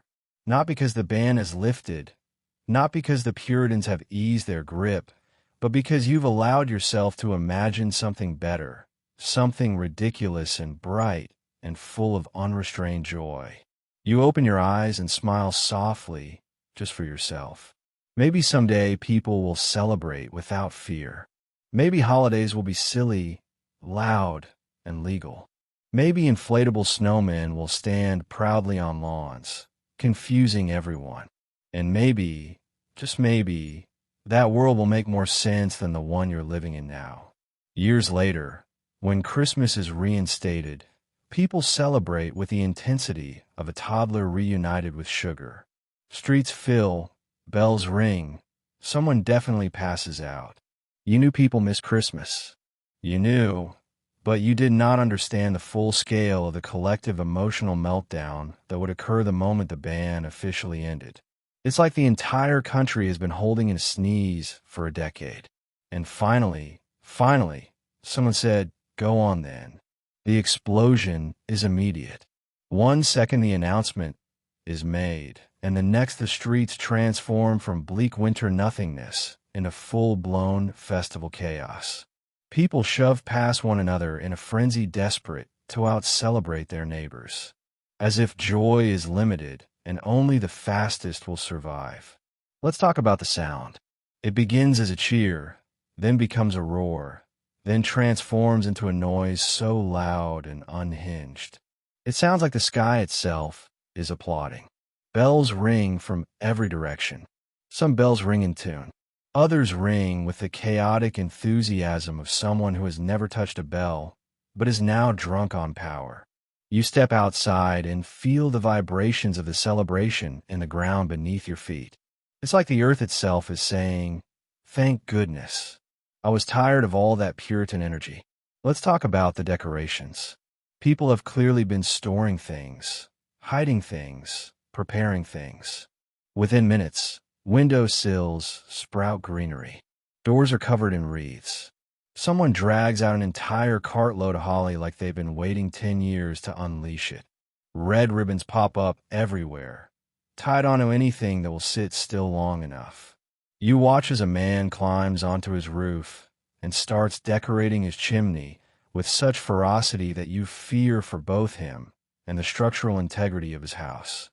A woman next door is aggressively hanging candles in her windows, muttering, "They can find me now. I dare them." Children run wild, screaming, "Merry Christmas," at volumes that would have summoned constables a week ago. Now the constables themselves are smiling. One even laughs. You look away quickly. Seeing a constable smile feels too intimate. Let's talk about the food. Every kitchen erupts into madness. People drag out the spices they hoarded like dragons, guarding treasure. Goose roasts in ovens. Pies multiply. Bread seems to rise faster out of pure excitement. Steam pours from chimneys, so thick you could navigate the village by smell alone. Someone hands you a cup of something warm and mulled and heavily spiced. You take a sip and immediately understand why the Puritans were afraid. This drink could inspire revolutions. It could make grown men sing. It could definitely make someone climb a tree for no reason. Nearby, a table collapses under the weight of an overambitious feast. The family cheers and starts eating off the ground. They don't care. No one cares. Let's talk about the unhinged energy. Someone starts dancing in the square. Someone else joins in. Someone else faints, probably from joy, possibly from alcohol, maybe from both. A group of self-appointed singers stands at the center of town, belting carols passionately and wildly off-key. They're not good. They're not coordinated, but they're louder than the bells. And people applaud like they're watching angels descend. Joy spreads like a contagion. Finally, a good one. You feel it, too. Warmth, relief, delight, a loosening in your chest that you didn't know had been tight for years.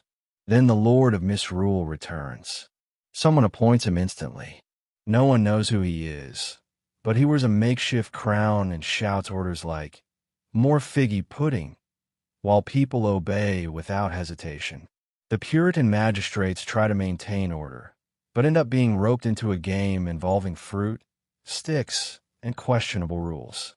Let's talk about the aftermath. By evening, the village looks like it survived a joyful explosion. Decorations hang crookedly. People nap in corners. Half-eaten pies rest on window sills. Children are sticky with sweets. Adults are sticky with ale. Everyone is smiling. You walk home through the remnants of the day, a little drunk on mulled cider, a little dizzy from laughter, a lot overwhelmed by the feeling of being human again. Christmas has returned loudly, messily, spectacularly, and you realize something simple, something obvious, something you felt for years. Joy can be buried, but it cannot be killed. Not by bans, not by fines, not by anyone wearing a tall black hat. It always finds its way back. Loud, bright, chaotic, and utterly unstoppable. As you sit by a weak fire, sipping your illegal ale, you realize Christmas has survived bans, plagues, Puritans, and centuries of bad cooking. It's basically immortal, like a cockroach, but festive. You swirl the ale in your cup, watching the weak fire sputter like it's trying its best, but honestly just needs a nap. The warmth barely reaches your fingers, but your thoughts drift far beyond your tiny cottage. They wander across centuries over snow-covered roofs, through smoky kitchens, and down candle-lit lanes, all leading to the same conclusion. Christmas is one of the most stubborn things humanity ever invented.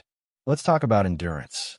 Not the kind you need to survive winter in a drafty house, or the kind required to chew through medieval bread that doubles as self-defense. No, Christmas has its own kind of endurance. A weird, chaotic, unstoppable resilience that defies logic and common sense. You picture the holiday like a scrappy street cat that keeps getting shooed away but always turns up again at dawn, purring completely unfazed and somehow covered in glitter. It outlived the Roman Empire. It outlived several monarchs. It outlived the plague, which frankly deserves its own medal. It survived the Puritans who tried to crush it under the weight of sermons, fines, and hats with dangerously tall brims. And through all of this, Christmas barely flinched. Sure, it changed hats a few times. Sometimes religious, sometimes rowdy, sometimes suspiciously pagan, but it never actually disappeared. Let's talk about the bad cooking. You take another sip of ale and think of ancient feasts containing dishes that absolutely should have been outlawed. Boiled meats, mushy puddings, mystery pies, centuries of food that would give modern health inspectors heart palpitations. And yet people kept making them, kept eating them, kept celebrating with meals that tasted like tradition mixed with mild danger. Somehow that didn't kill Christmas either. You exhale slowly, watching your breath dissolve in the cold air of your cottage. Outside, snow falls quietly, soft, gentle, almost thoughtful. Snow always has a way of making the world feel timeless, like you could be in any century and still feel the same hush settling around you. That's when you realize something else. Christmas keeps coming back because people keep needing it. Not the feasting or the singing or even the presents. Though, let's be honest, presents help. It's the light. Humans get weird in winter. The days shrink. The nights stretch. The cold creeps everywhere. You start questioning your life choices, your heating system, and your tolerance for wool. And just when everything feels bleak enough to make you consider hibernation, Christmas shuffles in wearing too many layers and carrying a candle. It says, "Here, have some warmth." Let's talk about the mood swings. History has never been emotionally stable. It's been through phases. Apocalyptic, chaotic, deeply confused, occasionally wildly optimistic, and often profoundly grumpy. Christmas has had to adapt to all of them. When times were good, it grew big and loud and extravagant. When times were bad, it shrank down to a whisper in a barn. But it never stopped entirely. Even when banned, it simply went undercover like a holiday spy, appearing in coded greetings, secret feasts, hidden candles, and songs hummed at volumes that wouldn't wake a mouse. You sip more ale, feeling your chest warm despite the weak fire. The ale tastes slightly illegal, slightly sweet, slightly hopeful. And as you sit there, you can't help but marvel at the absurd resilience of it all. Christmas didn't just survive history. It outsmarted it. It ducked under swords. It tiptoed past plagues. It winked at tyrants and said, "You can't keep me down forever." And it was right, because here you're sitting by a nearly useless fire wrapped in a cloak that smells faintly of smoke and despair, thinking about a holiday that refuses to die. A holiday that returns year after year, bringing warmth to cold rooms, laughter to tired people, sweetness to bitter winters. A holiday that has seen the worst humanity can throw at it, and still emerges with bells on. You raise your mug in a quiet toast to its ridiculous perseverance. Christmas, the cheerful cockroach of history. And thank goodness for it. You quickly learn that children are the biggest security risk in an Antichrist world. They can't help themselves. One kid hums a carol without realizing it. Another builds a snowman shaped vaguely like a festive saint. A third one yells, "Mary," before being tackled by his mother like a linebacker. Keeping kids non-festive is like trying to keep glitter out of your house. It is biologically impossible. You watch them play in the snow, badly concealed joy erupting from them like geysers.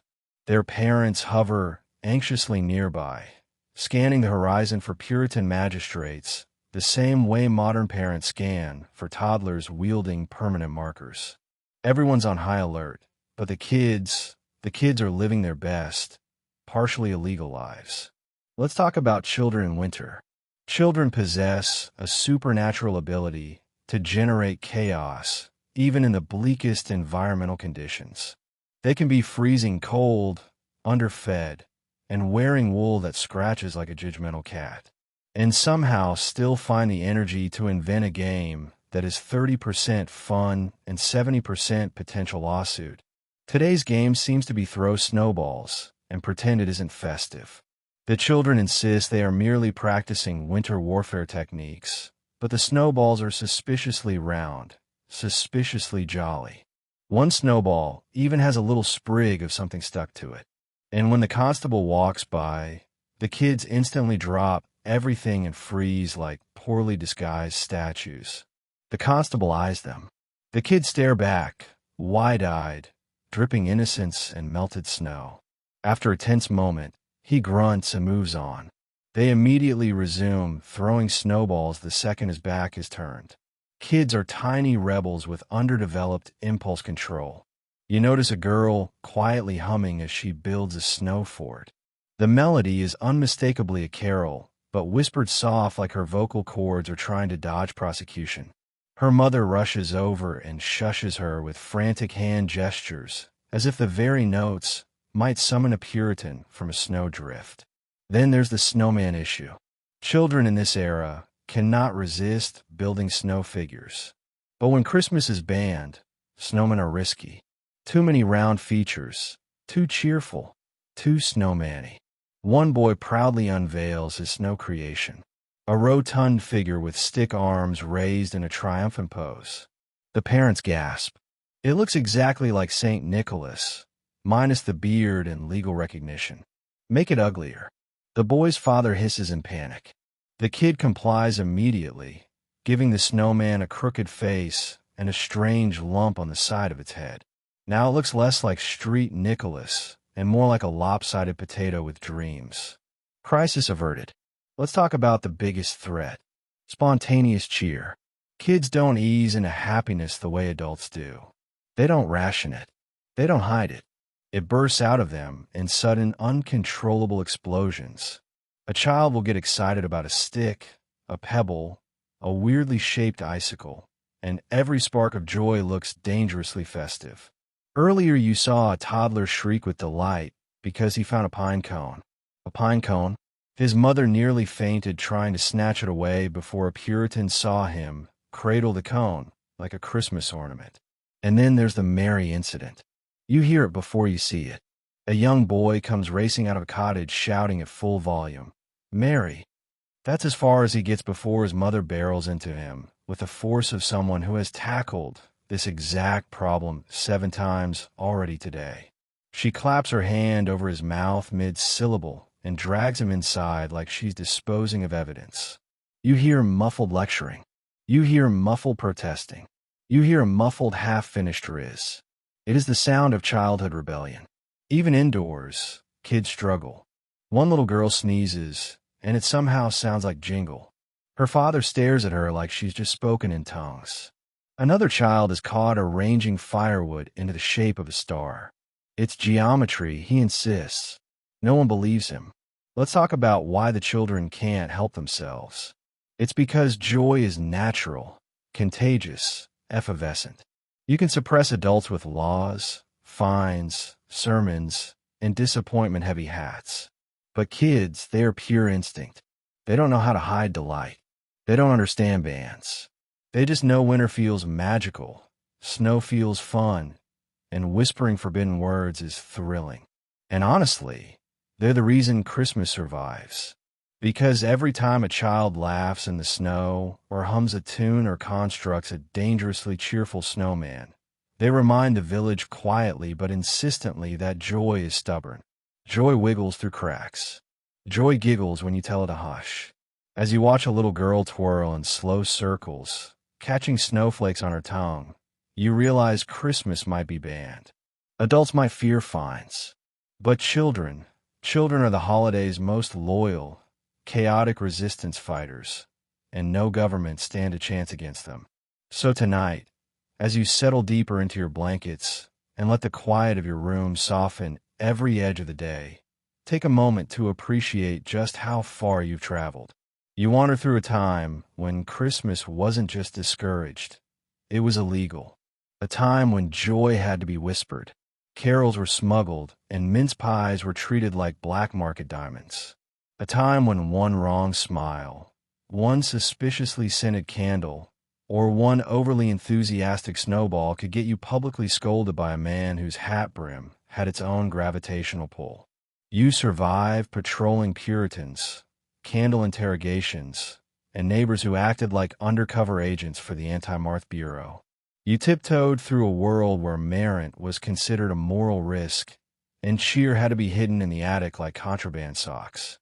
Yet somehow people still found ways to gather, to feast, to sing softly behind barns, and to share crumbs of illegal sweetbread with the kind of solidarity usually reserved for fugitives.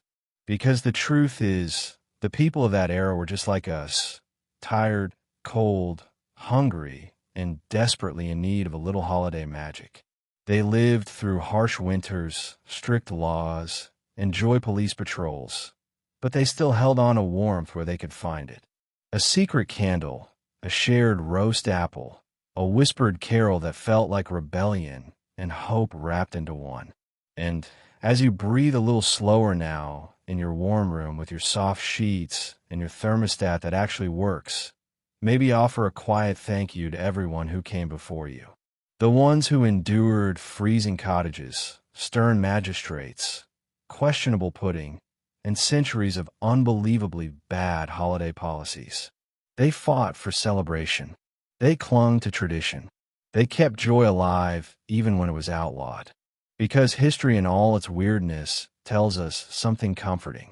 People are resilient, stubborn, hopeful, and just chaotic enough to keep smuggling joy even when the world tries to ban it. So let that thought ease you into the night. Let the calm settle in your chest. Let the weight of the blankets anchor you gently and drift off, knowing that no matter how cold the winter gets, no matter how strange the world becomes, there's always a little warmth somewhere waiting to be shared. Sleep well and good.